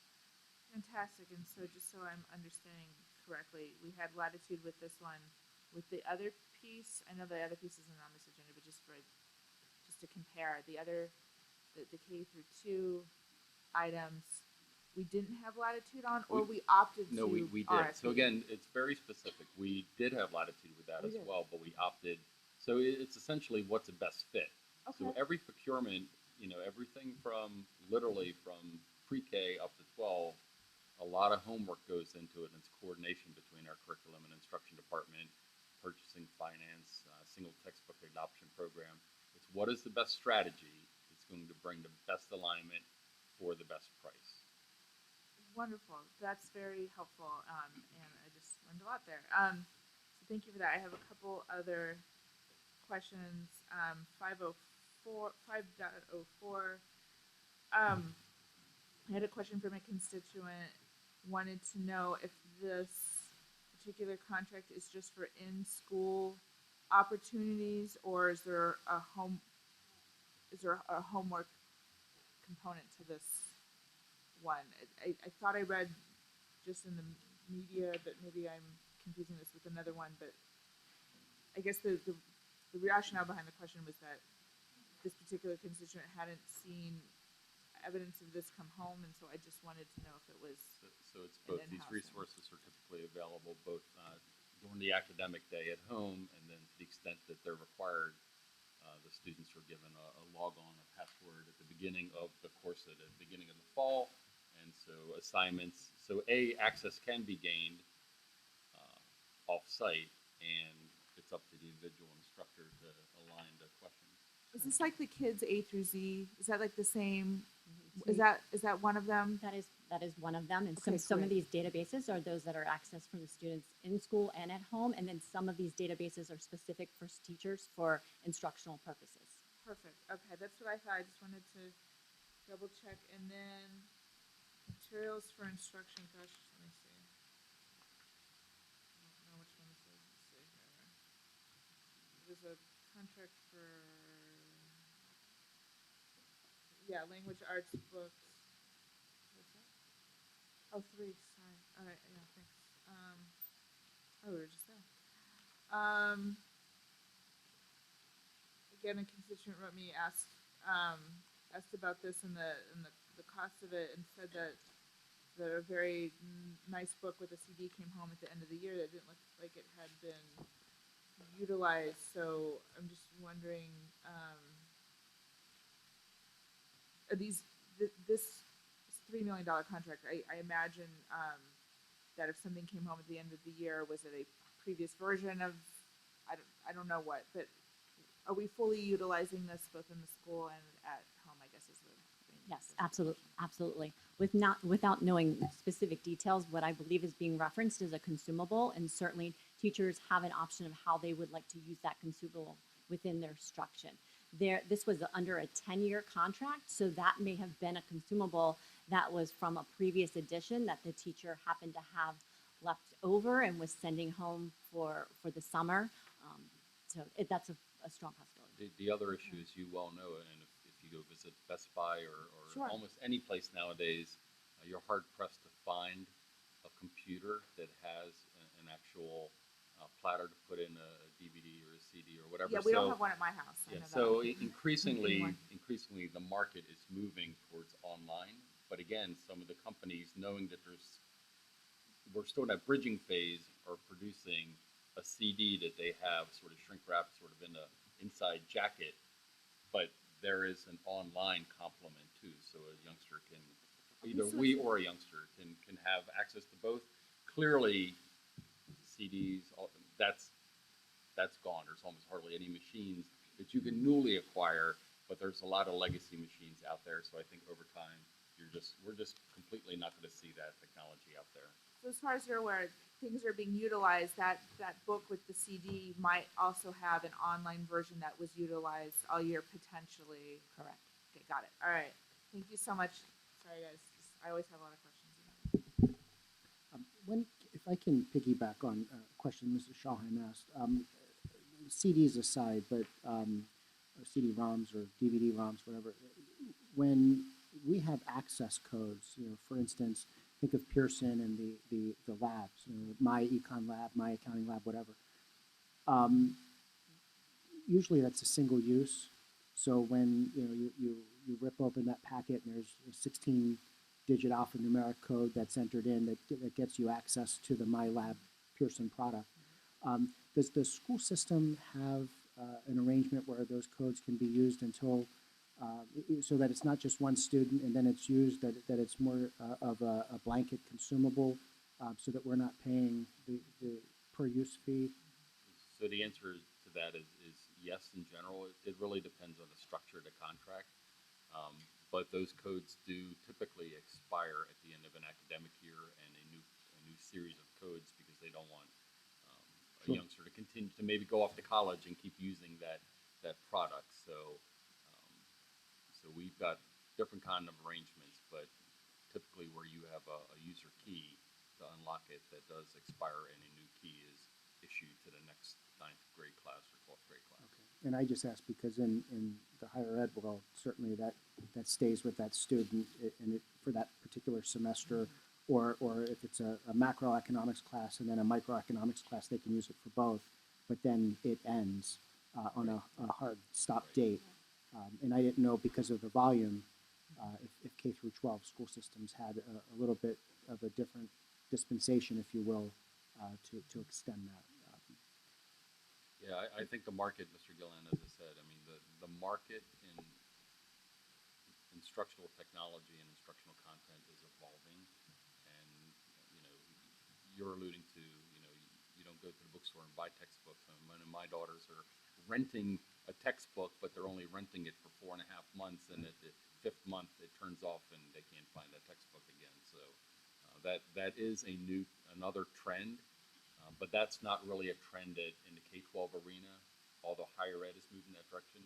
In the K-12 arena, we're not there, and we don't really see that that's a good fit for us, at least in the near term. Who knows where we're going to be 5 or 10 years from now. And behind the scenes, through our technology office and our curriculum office, we have the single sign-on for our students. So once we have those access codes, then students are able to log in at any time during that year that we have that license. Thank you for that. I see no other board questions or comments at this point, and we'll turn to public comment. We have one card for 5.03 and 5.04. That's Victoria Calhoun.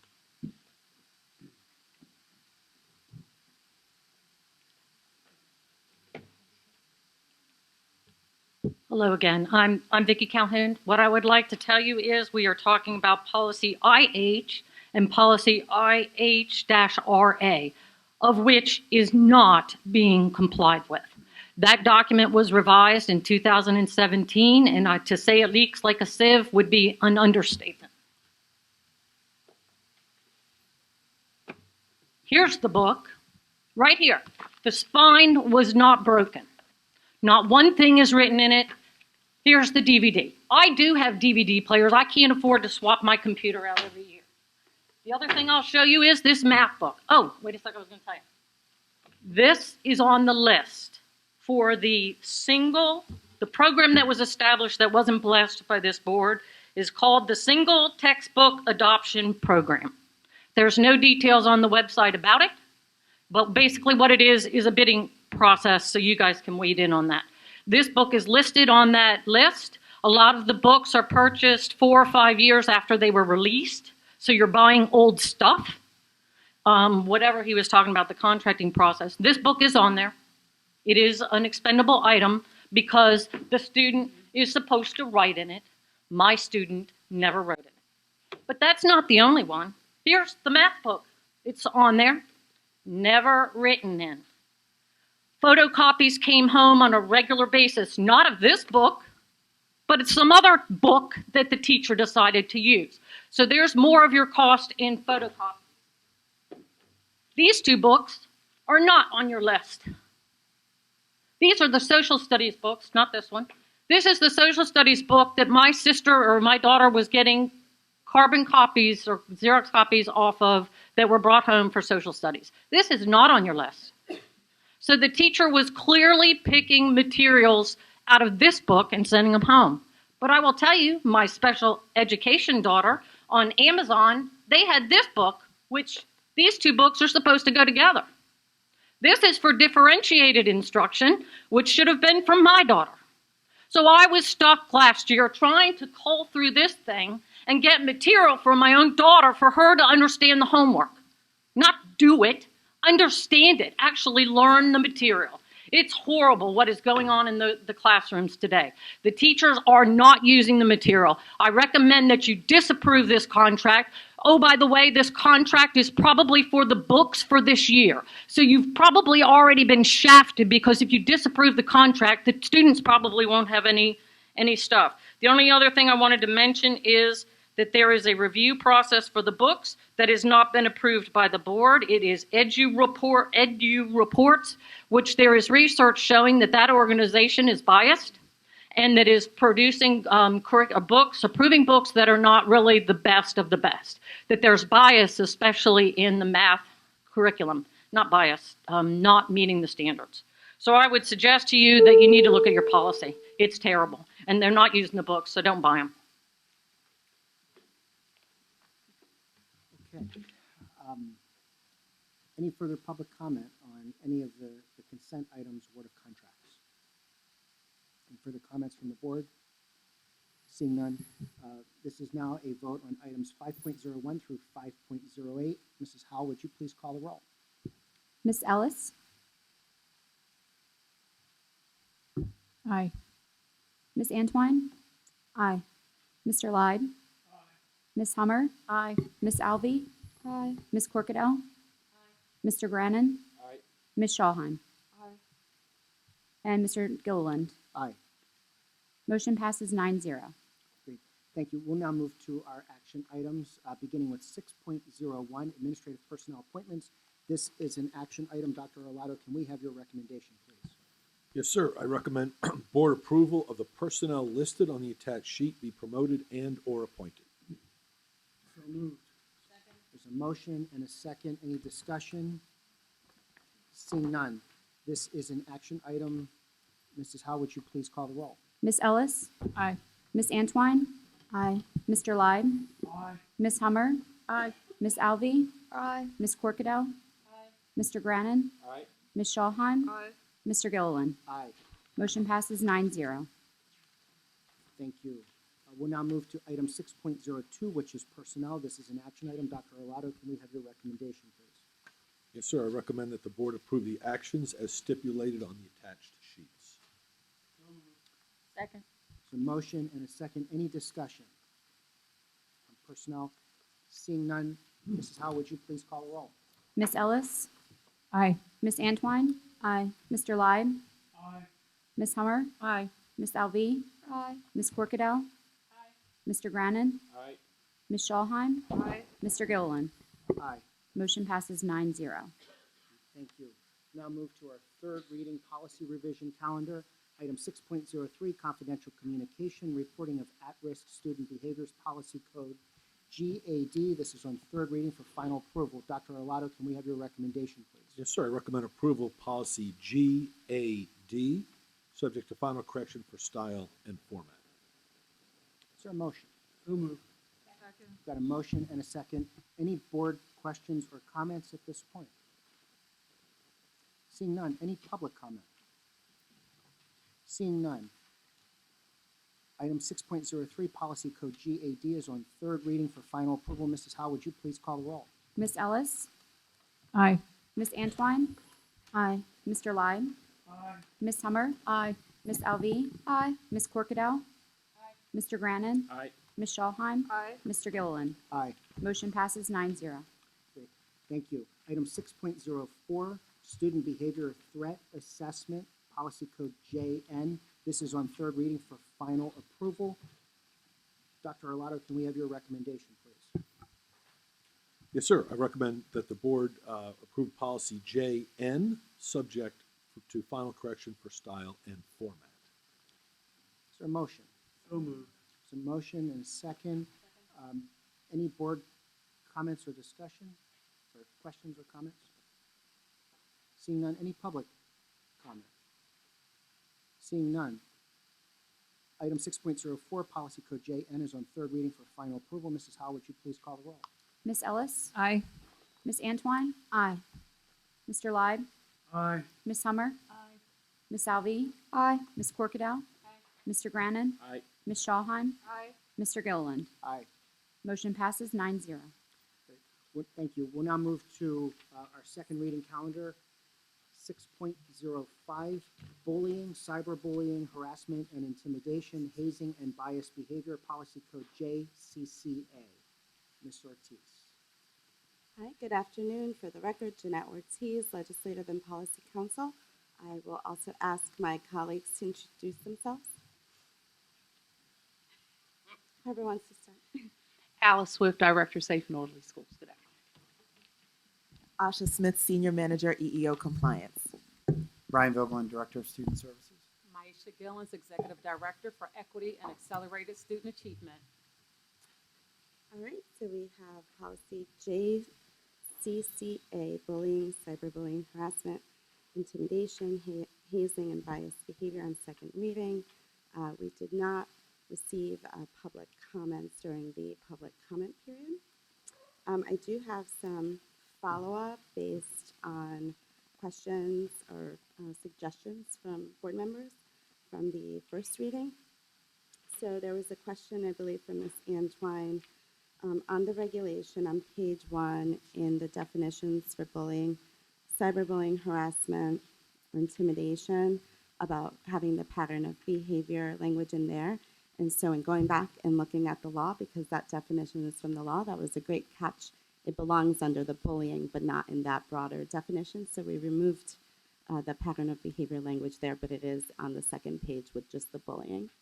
So sometimes we miss those things.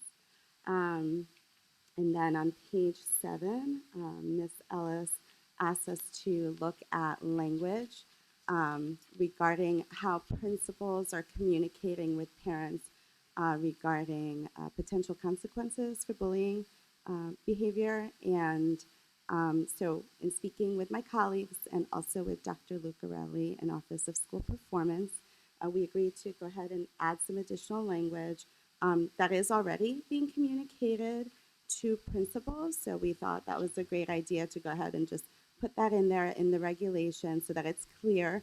And the concern was that principals would tell the parents of a victim that they can't discuss anything because of confidentiality concerns. And I think we all know there are federal laws and regulations on student privacy, state laws and regulations.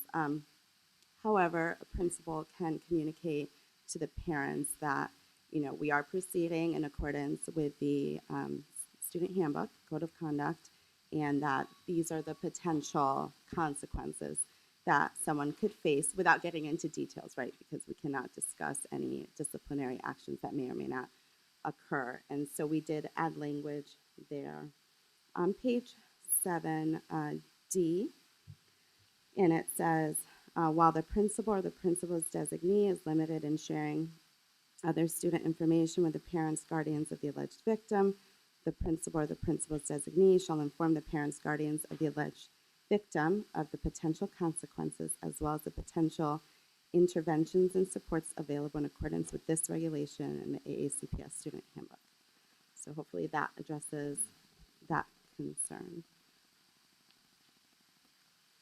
Okay, great. Thank you, Ms. Ortiz, and to the entire team. We've got a couple of board questions. Ms. Antoine. So, first of all, thank you for doing the research and updating that. My question was, how does the modern problem of bullying based on citizenship come into play into this policy? Can you elaborate a little bit more on your question? So there are concerns of intimidation based on legal status, for example, and it's coming to me that there are problems for some of the students, to include the fact that their parents don't necessarily advocate for them when these kinds of things are happening to them, in terms of being intimidated because of their legal status. So I wanted to understand how a student who may not have the I would say traditional resources, how does this policy, can we update this policy to verbatim say that this bullying will include bullying, intimidation, or otherwise of those based on legal status? So the bullying policy and regulation apply to all of our students, regardless of legal status, nationality, etc. I mean, we can go to anybody, everybody in our schools, right? Nobody should be bullied. Everybody has a right to be protected from bullying, cyberbullying, harassment, intimidation. And so it applies to everyone. And so, completely understand that you might have parents that may not be here, may not be documented, or you may have bilingual parents or students in other situations where their parents may not be able or do not feel comfortable advocating for them. But this applies to everyone. The schools inform parents and students, and it's in the regulation, at least a couple of times a year. The counselors, the guidance counselors is discussed. The information is shared with students several times a year, and also with teachers as well, to keep an eye out. And you'll see in the regulation, the student can also can fill out a bullying form. It could be a student, a parent, a close relative in accordance with the law, or a school staff. And also, I forgot to mention, I did include language based on a question that I received on page 4 of the regulation that made it crystal clear that school staff shall report incidents of bullying. I thought we could make that clearer. So school staff also is required to do, I mean, they are required, but I just wanted that to be clear. So those are the various resources that, whether it's students that, have parents with documentation concerns, or other students, they all have the same available resources. So all of that to say is, I guess I would be concerned in just pointing out students, regardless of their legal status, because it applies to all of our students. And then, of course, our bias, when we get to the bias policy and regulation, we're talking about protected classes, so national origin and ethnicity is in there. So I don't think that we have to spell out any class of student because it applies to all of our students. I agree with you based on your explanation that is in there, and then you went a step further and emphasized the internal systems responsibility for bullying as well. So that's excellent. Thank you. Okay, great. Thank you. Thank you, Ms. Antoine. Mrs. Shawheim. Thank you again. And yes, I know you didn't mention some of my suggestions because I know that I sent those to you at the literal 11th hour. But and you're gonna, it's possible to look into those for the third. Yes, reader? so Yeah. yes, I did receive some suggested revisions and questions that you had regarding primarily the regulation. And so I haven't had a chance to discuss with my colleagues and with Dr. Alato, but certainly before the next meeting, I will have follow-up. All right, perfect. Thank you so much. Yeah, you're welcome. Thank you. Ms. Salvi. So I know I sent you some questions regarding this, but the language for the principal's designee, which you read out, can we have some sort of language regarding if a student is to report something happening to another student? Can we say something that whoever that they go to, the counselor or the principal, must state to that student that certain procedures or regulations are being followed, so that reporting student is not stressed or concerned with the results of the situation because they don't know due to confidentiality reasons? Yep, so I did receive your questions. Again, I haven't had a chance to chat with my colleagues and Dr. Alato, but definitely that's on my list to discuss, and we'll get back to you before the next meeting regarding that. But thank you for the suggestion.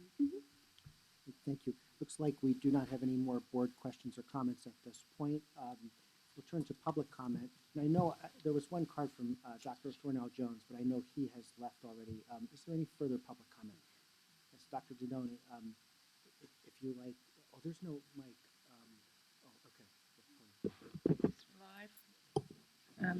Dr. Mary Didoni, thank you, members of the board. Dr. Arlotto, thank you, members of the administration, for these, and I'm going to attempt to speak to both, but if I'm going to run out of time, I'll be back to talk to the next one. I see here a tremendous amount of effort, insight, professionalism, awareness of the breadth of the problem, the depth of the problem, a professional rigor that brings me to tears, genuinely. I want to particularly call out the effort that has been put into the analysis of prevention and intervention and supports. With respect to the purpose statements, I acknowledge that on first reading, what's most obvious is that these are addressed to student bullying. If I look into the investigations in both bills, and in this one particularly in Clause 2B, there is wording that addresses employees and students, but it does not address contractors or volunteers. We have evidence, very public evidence, of bullying from contractors, racial bias, that I believe it would do the board well to consider adding. I do know the public would be looking for a mechanism there. Under definitions, my narrow reading, I want to call out two things. First, I understand the significance of intention versus impact. I sat through both of the circuit court trials for the young men who hung a noose at Crofton Middle School. I was a court-appointed supervisor for one of those two young men. I have deep sensitivity for the distinction between intention and impact, both legally speaking, but also in terms to what happens to the community. You are, I believe, correctly focused on intention. That leaves the school system having to deal with public impact. I know there are programs to do that. I've spoken to you before in support of the Global Community Citizenship course. It's a mechanism. I request that you consider carefully how you deal with the impact side of it, regardless of the intentions, and that it's done in a compassionate manner, which is going to lead me down to jump ahead to the interventions and supports. I certainly appreciate all of those that were listed. They are remarkable. I would ask that you consider adding restorative justice as a separate item from conflict resolution. The distinction being that restorative justice focuses on harm and healing. And I know there are restorative justice practices in the school system. The public scuttlebutt is that its enforcement is at the discretion of principals, and not all principals are equally on board with it. And I'll look forward to saying more when we come to the next bill, the next policy. Dr. Dodoni, before you leave, I'm sorry, just between flipping pages, your first comment about third parties, contractors, where were you referencing that it was missing? A school bus contractor, presumably owner, who referred to a young child using the N-word. I didn't mean that. I meant in here. You were referencing it. Oh, its omission. Yes. In the bullying, cyberbullying, et cetera policy, clause 2B under investigations adds interactions between employees and students, and I believe those would go both ways. But it does not address contractors or volunteers.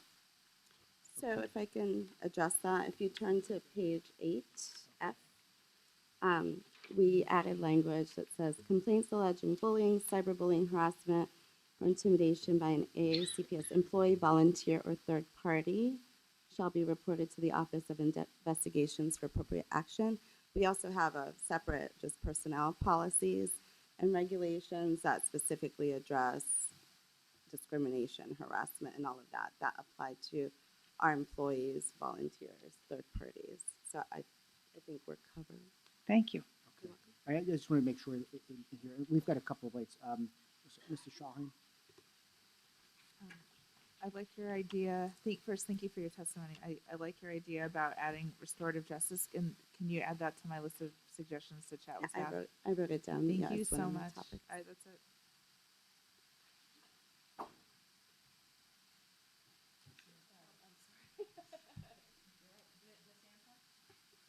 Thank you. I had a question about the restorative justice versus conflict resolution. Dr. Dodoni, your recommendation is that we identify both of them in here and not one as the umbrella feature of the other? That is correct. Okay. And then I had a question, Mrs. Szachnowicz, in terms of our contracts. In terms of our contracts, do we have clauses in there when incidents like these occur? Because the contractor is, of course, obligated only to the contract. Do we have clauses in there to reinforce what our policies are?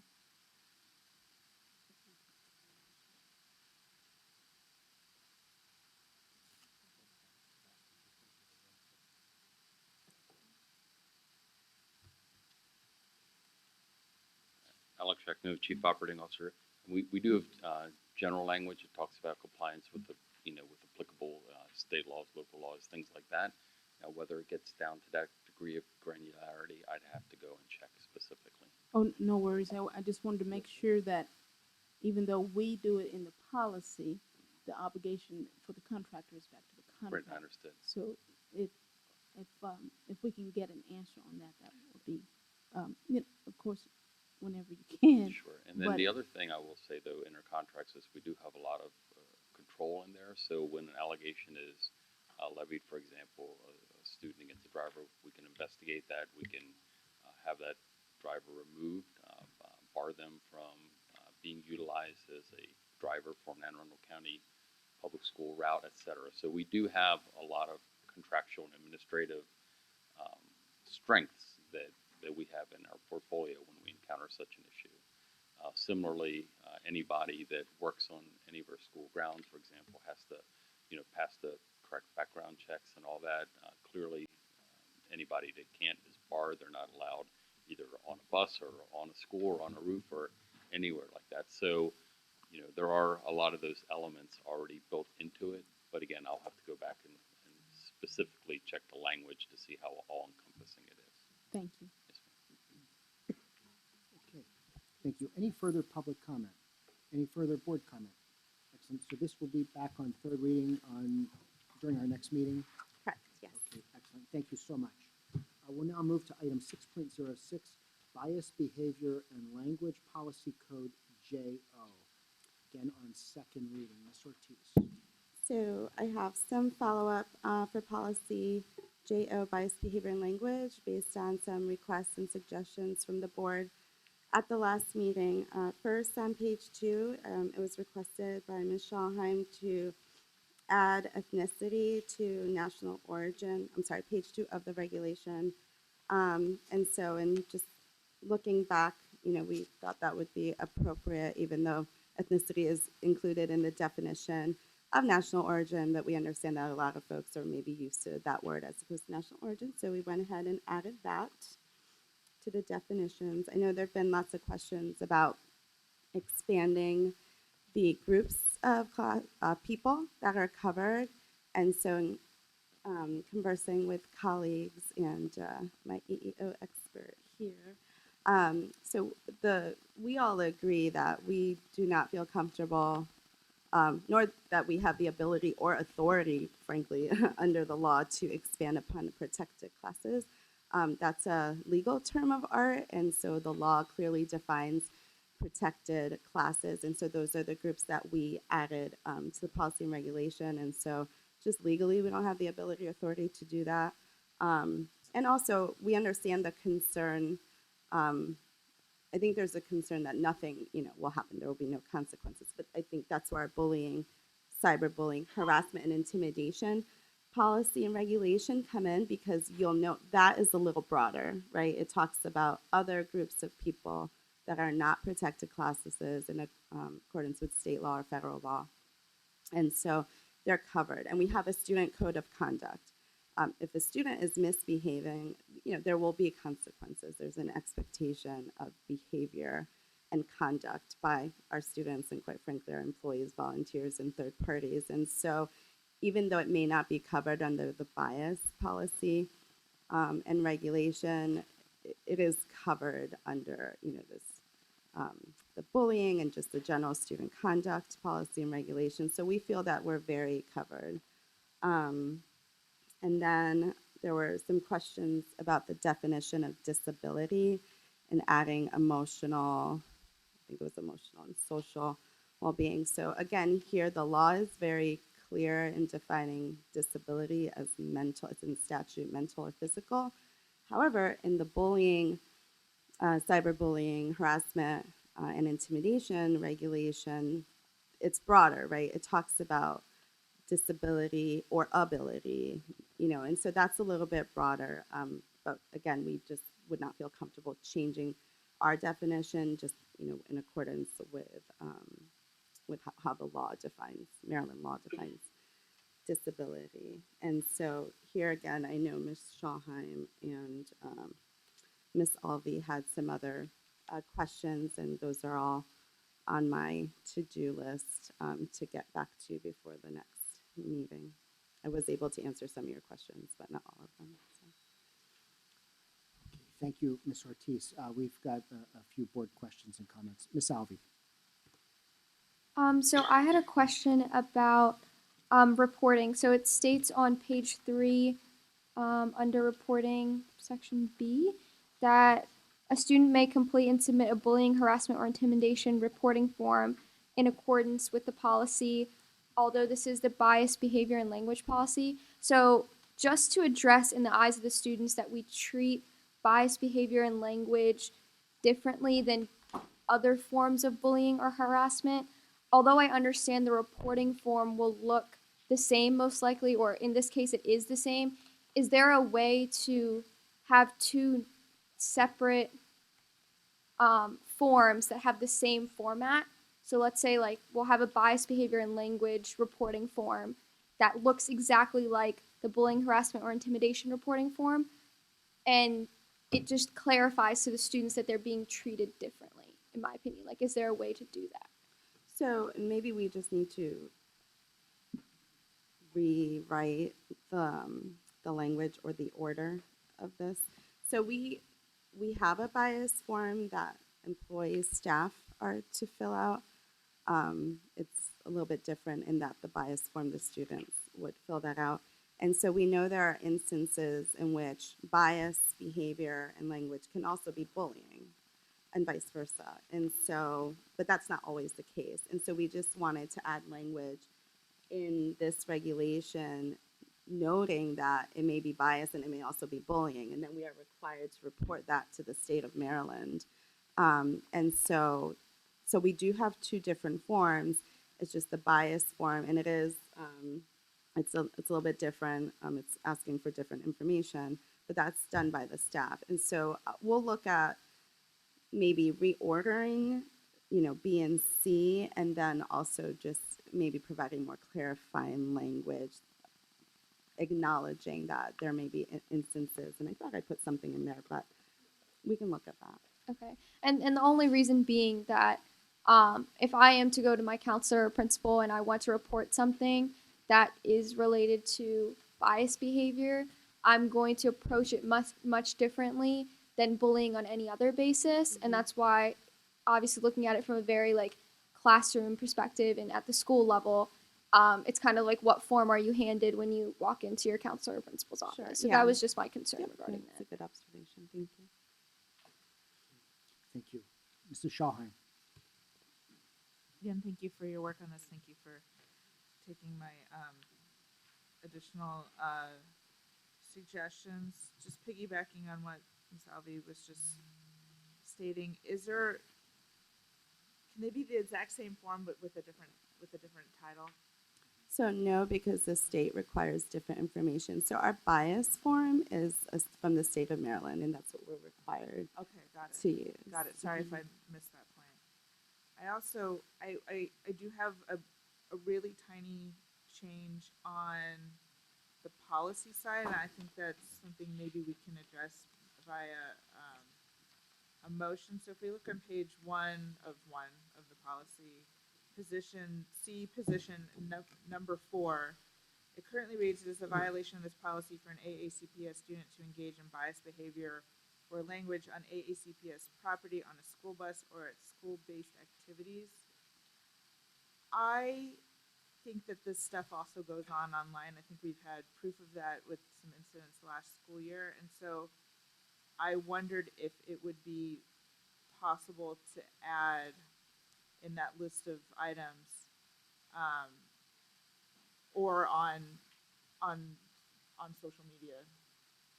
We had pictures of unsavory things last year come across. I don't remember what school. I think it was Broadneck. I'm not entirely sure. And people can say biased things towards another student online. I just don't want them to slip through the cracks where we would otherwise say, oh no, you don't. Be like, oh gosh, it's not in the policy because it's not explicitly written. So I do want to add, what would you write that? Would it just say or online or via electronic device? I mean, what is the standard? So if you are agreeable to let me go back and look at language, I don't disagree that online. However, the caveat is that school systems don't have, blanket jurisdiction on students' online behavior. There has to be a nexus to the school and the school system and cause a disruption. And so my concern is the online is kind of broad. So if you would allow me to go back and just find some language, because we do have the social media policy and regulations for students and for staff, and we have electronic use of electronics, also policy and regulations. So I just want to be able to go back and look at those to see how we word it for consistency and for accuracy. But the intention is right, that online behavior, even with the bullying, is covered. It's just wording it. That would be great, and I appreciate that. Yeah. I don't want to misword it, move, and then go through all that if it's not if it doesn't encompass what it should. So, and it might just be. I'm sorry. Go ahead. So the bullying regulation has also reference to electronic communication, so we might just pull in that language because that was added in state law a couple of years ago, which is one of the things that we added into our regulation. So we might be able to pull language from there. That's wonderful, because I definitely would argue that when these things occur online, it makes a huge educational impact of the school. Like it blew up like a bomb with that one thing last year. I'm sure there were others. And so Yeah, I just want to make sure we're covered, and thank you so much. Yeah, you're welcome. And then the rest of it, I'll just hang out. And thank you again for your work on this. Thank you. And for the team's work. That's it. Y'all are a team. Thank you so much. Ms. Antoine. Thank you. On page 5 of 7, under section 4, under the consequences, the first offense is that the student takes the course with his or her parents. Does suspension come along with that necessarily, or does it just mean you take the course? So, not necessarily, right? There are case-by-case situations. Okay, Each good. incident would be to have different degrees, and so that's why in B we do say that they're subject. Maybe I should say shall also be subject to the appropriate disciplinary actions in the AACPS Code of Student Conduct. That So was they're kinda- both being looked at. So perhaps just adding also Right, makes it clear. because I made the poor assumption at first that, okay, the student has been suspended, and this is something, as part of the consequence, the resolution was the class. So that was good. The other part of that is the feedback I got was that the parents didn't want to go. And I can tell you there were some times that Mr. Antoine ran his mouth, and not like this, thank the Lord, but he got in trouble, right? I would not want to have had to take off of work or whatever the case may be to attend that class on his first offense, because he does need the correction, but I don't necessarily feel like I would have needed to be there. So could we tier it or something as a solution? What is the purpose of having the parents there as well?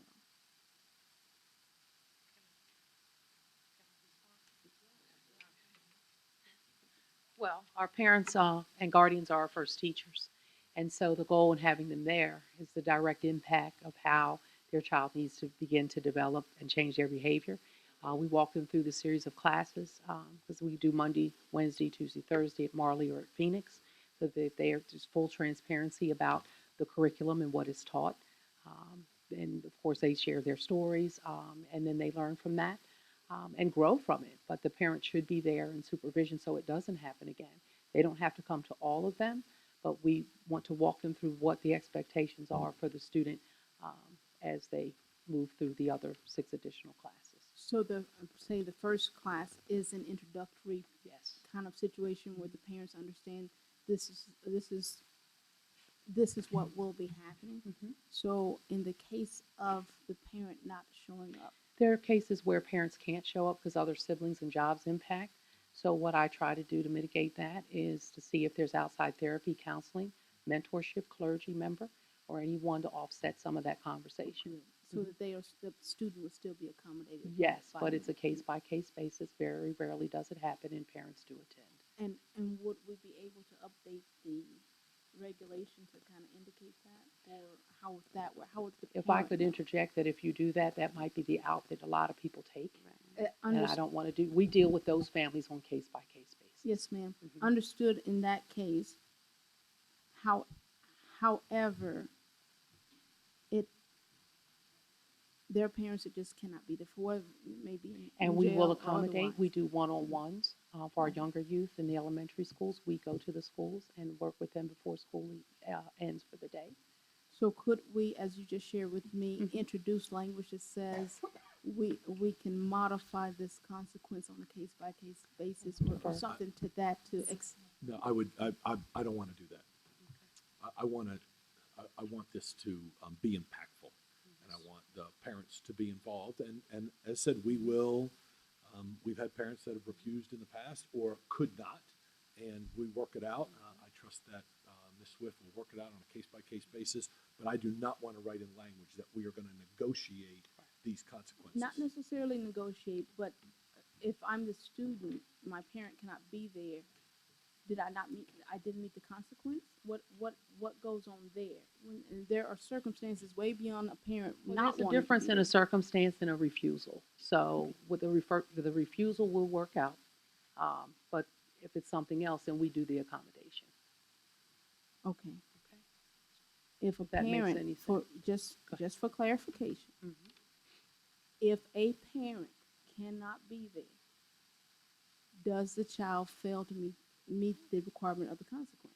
No, they don't. But if they can't be there, we will work out maybe another date and time, another location. Can we come to the school? What's the impasse? And if there's something else they can offer for us to offset their role. But the goal is, as Dr. Olato has stated, is the impact. There's a difference between refusing an accommodation because of other children in a job or something else that may, prevent them from coming. But there's some folks that believe that they weren't biased or that the act, and that's a little different. So, Okay. to the rest, I'll defer to General Counsel. Okay, thank you both. Mrs. Corkadel. Yeah, I just had a question. When Michele had brought up about the online, I kind of was wondering since we're in Rome on that, if I recall a couple cases where I sort of liaisoned from the county side over with the schools. And in a couple of the cases as it dealt with online, because sometimes they don't contact the school at first, they look at it as a social media issue, not a school issue, even though it is. We worked very closely with the state's attorney's office. I would like to see maybe some feedback from them before we finalize if we're dealing with online, because aren't they that first person who's going to do the criminal charge if it's involving it because of online? Or do we collaborate? Is there a collaborative effort? I just would hate to write a policy and we're inadvertently strapping our people who would be that next level that's happening in addition to the school. Or is there no concern of that? So it depends. Not all biased behavior rises to the level of criminal activity or a hate crime. And so in those instances, we would be the ones contacted by the state's attorney's let me office. rephrase it. I just want to make sure our language doesn't get in their way somehow. Oh, yeah, no, we definitely wouldn't. I mean, we're doing that because they're pretty heavily involved in that stuff. Yeah, we wouldn't do anything to interfere, but Oh, still no, be I able know to that. I carry. just, because Yeah. kind of wondering, since we're in second reading and it just sort of came up, it just occurred to me that would be valuable input absolutely. too with it to make sure we're right in sync with Yep. our fellow teammates. Absolutely. Thank you. That was it. Thank you. Mrs. Shaheen.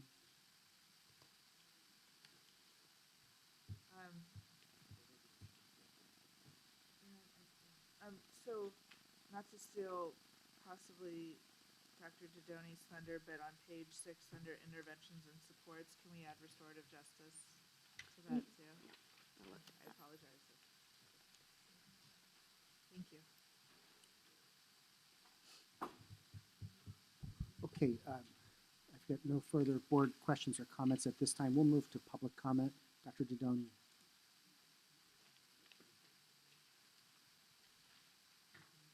Thank you again, Dr. Olato, members of the board, and everyone in AACPS who's given your heart and your professionalism to this. I can't thank you enough.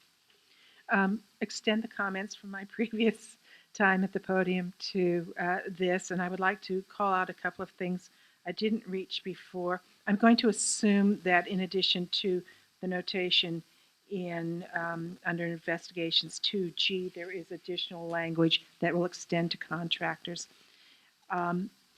Under element 2H, and I believe this is under investigations, having sat through both of the circuit court trials around whether or not a hate crime charge could be brought around the hanging of the noose at Crofton, I experienced a disagreement among professionals, including a former and now current state's attorney over the interpretation of what constitutes a hate crime.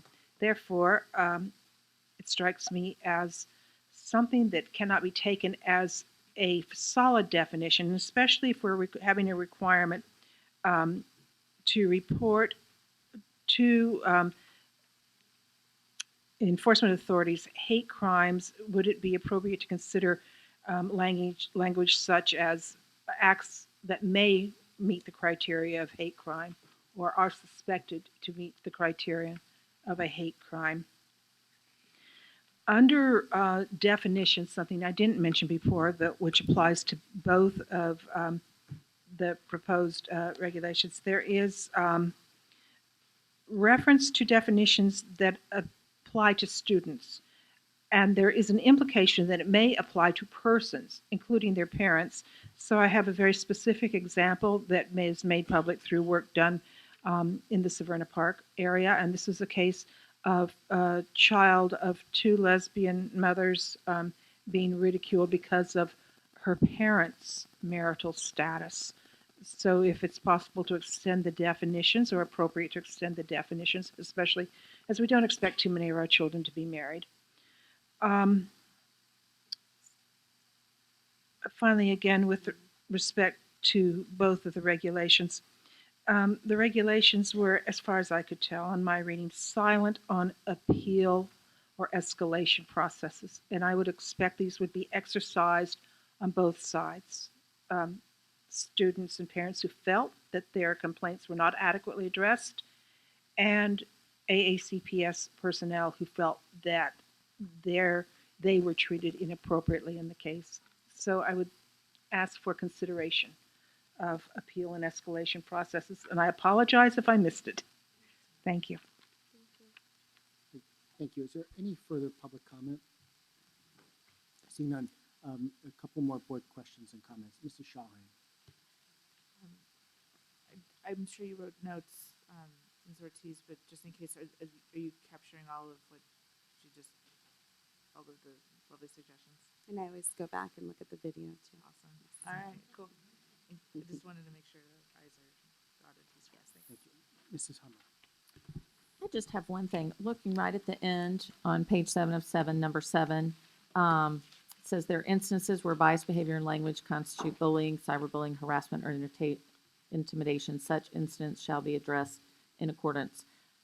Could we add in such incidents shall also be addressed? Just to make sure that both, in those cases, both policies. Yeah, and we'll look at the language, because I think I have very similar language in the bullying policy and regulation too. Yes. Okay, thank you. Okay, that looks like it for the second reading on this item. So we'll be back with third reading on this again in September, as we would with 6.05, September 11th. And I will follow up with the board before the meeting, so that you have answers and can think about them. Thank you so much for that. And again, thank you everyone for being here today. We'll now move to the other action items. Item 6.07, Sunset Elementary School Kindergarten Edition Schematic Design. This is an action item. Dr. Arlotto, can we have your recommendation, please? Yes, sir. Recommend board approval of the Sunset Elementary School Kindergarten Edition Schematic Design. Is there a motion? So moved. Got a motion and a second. And there's no formal presentation on this, but certainly questions or comments. Any board questions or comments? Any public comment? Seeing none. This is an action. I'm sorry, Ms. Alvey.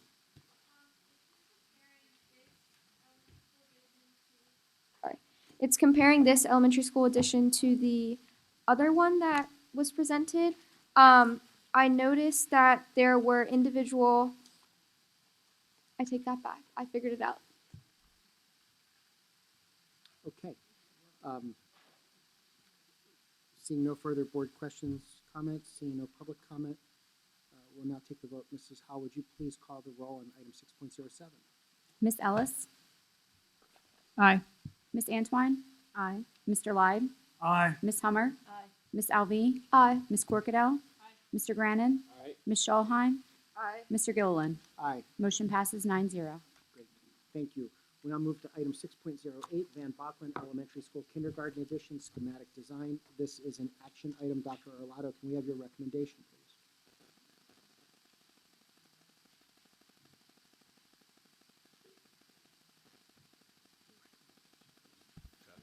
My apologies. I recommend board approval of the Van Bachman Elementary School Kindergarten Edition Schematic Design. Okay. Is there a motion to approve? Move. Motion and a second. Again, no formal presentation, but we'll move to board questions and comments. Ms. Antwine. Thank you, President Gilliland. I wanted to understand on section 1, first page, it shared the state capacity number as well as another number in terms of for the proposed addition. But what is the current actual number of kindergarten students projected for this edition? Are you asking what the current state capacity is? Yes, the enrollment, basically. The full-time enrollment for FTEs is 494. And that was calculated of September 30th of last year. Okay. And then if we look at, this would be well, all of it's section 4, but under, if we turn about to the middle of the page where it talks about the existing site plan and the proposed site plan, I noticed that it didn't indicate that there were exits on the back of the school. So is the intention of the design not to have any exit outside of that one at the bus loop, for safety reasons? So Are you it's looking at the proposed addition with the front and back entrance? So there would be that corridor that we would add. Right. So if you turn to page 27 of that same section,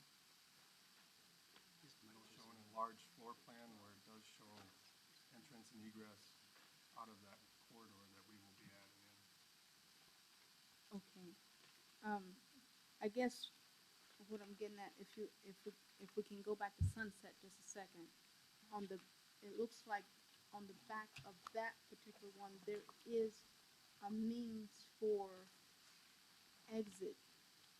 If I'm under the site plan on page 5, it looks like that's a sidewalk or something where there will be a means of egress in that case.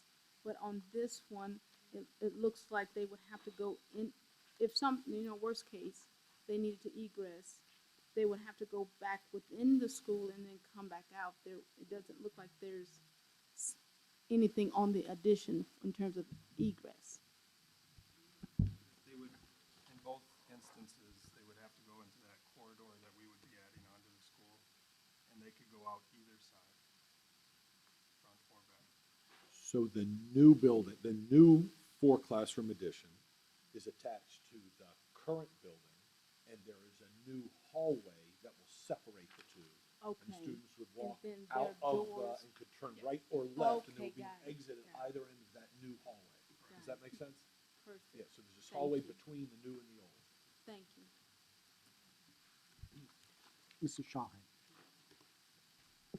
Hi, I just have one question on page 6, where there's the little dotted line and it says potential future classroom addition. I'm kind of the mind, do it once, do it right. Under what set of circumstances would that proposed future classroom addition become an actual schematic design in front of us, or be put in that pipeline to become that? And if that's nearer on the horizon, isn't there economies of scale of just doing it all now? So we would only add that if there was a need for it. Right now, there's only a need for the 4-classroom addition for the Ks. We always look at future expansion at all of our schools, whether it be where the corridors are placed, where potential relocatables could be. But this would be a future project that we don't consider a need for at this present time. And you don't project a need on the horizon as of yet? Because the reason why I ask is I didn't see the same sort of dotted line on the other, and so It all depends on site, how the site lays out, where they could actually put that. We specifically asked this architect to look at that for future use. With the current projections, we don't show a need at this point for any additional expansion. and the current projections go out a decade-ish? Yeah. Yeah, okay. All right, great, thank you. Okay, I see no further board questions or comments. Is there any public comment? Seeing none, this is an action item and vote on item 6.08. Mrs. Howell, would you please call the roll? Mrs. Ellis, Aye. Mrs. Antoine. Aye. Mr. Lyde, Aye. Ms. Hummer, Aye. Ms. Alvey. Aye. Ms. Corkadel. Mr. Grannon. Aye. Ms. Schallheim. Mr. Gilliland. Aye. Motion passes 9-0. Thank you.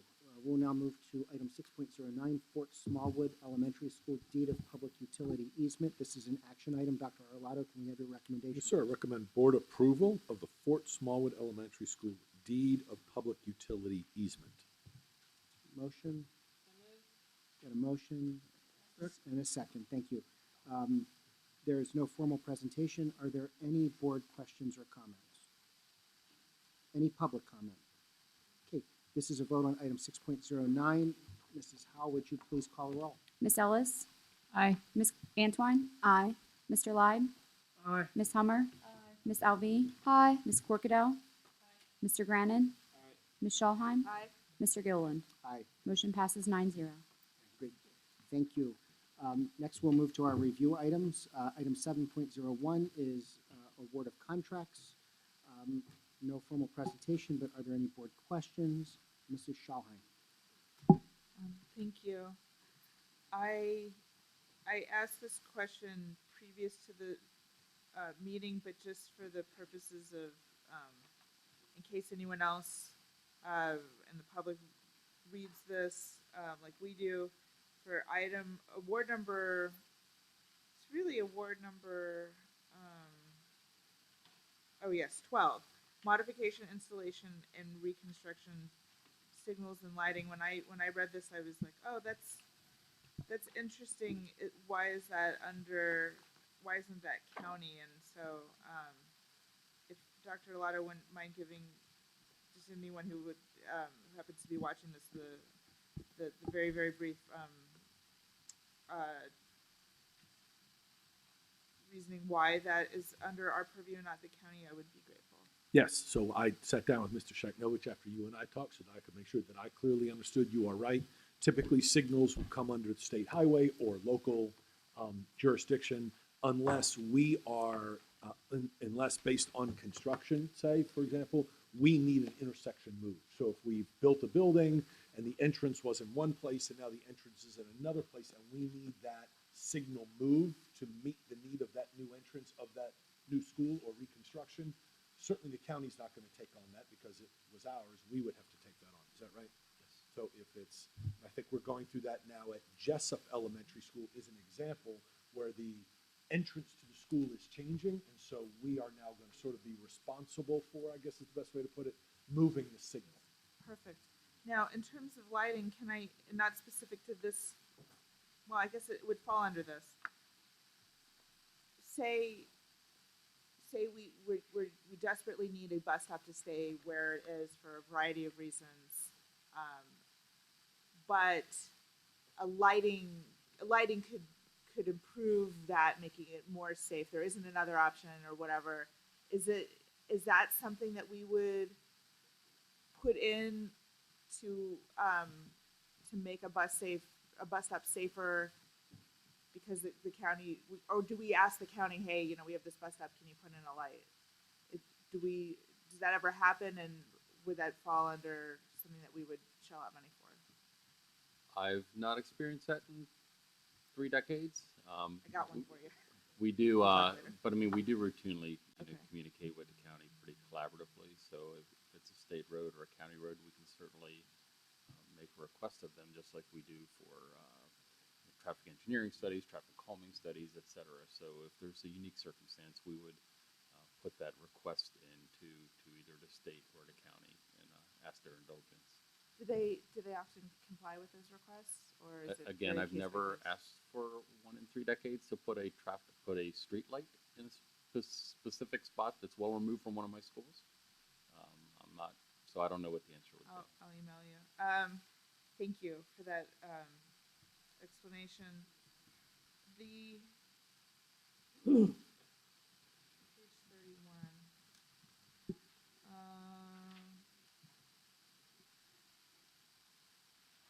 Do you have any page 31 has to do with playground, outdoor fitness equipment, site accessories, etc., resurfacing.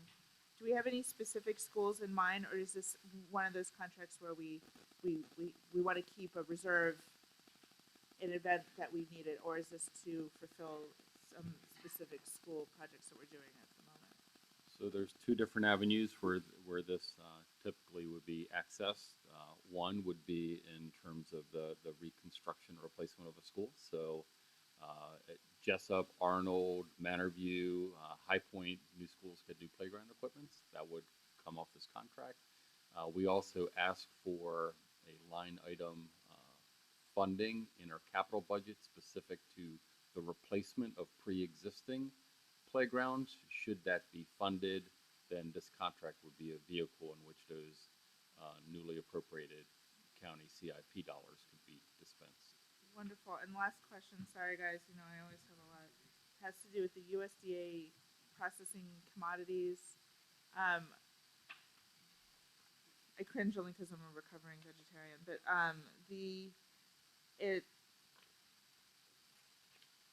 my reading of this is that there's a list of approved, and we've selected a couple from that list, On Lee Farms and Tyson Foods. Did we select? Is it a menu? Do we select those two because we happen to like them? Or was there another rationale, and is there a longer list than just those two? There is a longer list. We are adding these two. So the federal government approves the vendors. They go through an evaluation process. They approve the commodity processors, and as they post a new list, we synchronize our list with theirs. So we're adding this. The purpose of this is adding these two additional commodity processors to the list that we can procure from because they've been added to the USDA list. And do we have preference of who we ultimately choose in the end? I know we're adding them to a list of options, but do we prefer one over another, and do we take into account any sort of farming sustainability or lack of hormones and raising of animals or any of those sorts of issues? Price. It's all price. It's all money. Price. So the federal government runs this entire operation. Our choice is we either participate or we forego the federal funding. So the USDA supports farmers through a price stabilization mechanism where they go out and buy commodities from farmers. They then send the commodity to a USDA approved processor, and then we have the option of either receiving the products from them, or we can turn them down and either not use cheese at all or have to go and pay for cheese on the open market instead of getting it from the federal government at a greatly reduced rate.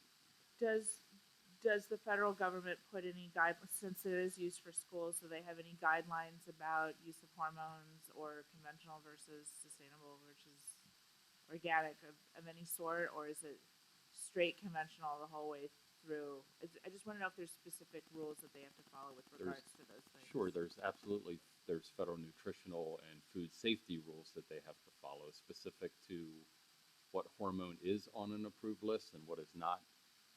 That's a long, it's almost like a medicine shopping list. It's a long list. So the products have to comply with the federal government requirements on both the production side and the nutritional value side. Okay. Thank you. I really appreciate your time. Thanks. Okay, I see no further board questions or comments on, what are we on? The contract items. Any public comment? Seeing none, that concludes today's official business. The next general board meeting will be on Wednesday, September 11th at 10 a.m. There will be a board workshop on the superintendent's proposed capital investment program on Thursday, September 12th, 2019 at 6 p.m. in this room.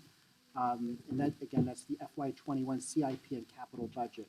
And then the next budget committee meeting, actually, that's on the agenda for today has been canceled. At this time, we'll have a motion to close for closed session. Mrs. Corkadel. Mr. President, I move that the board go into closed session to consult with counsel to obtain legal advice on a legal matter. Motion second. All in favor, say aye. Opposed, no. We stand adjourned. Thank you.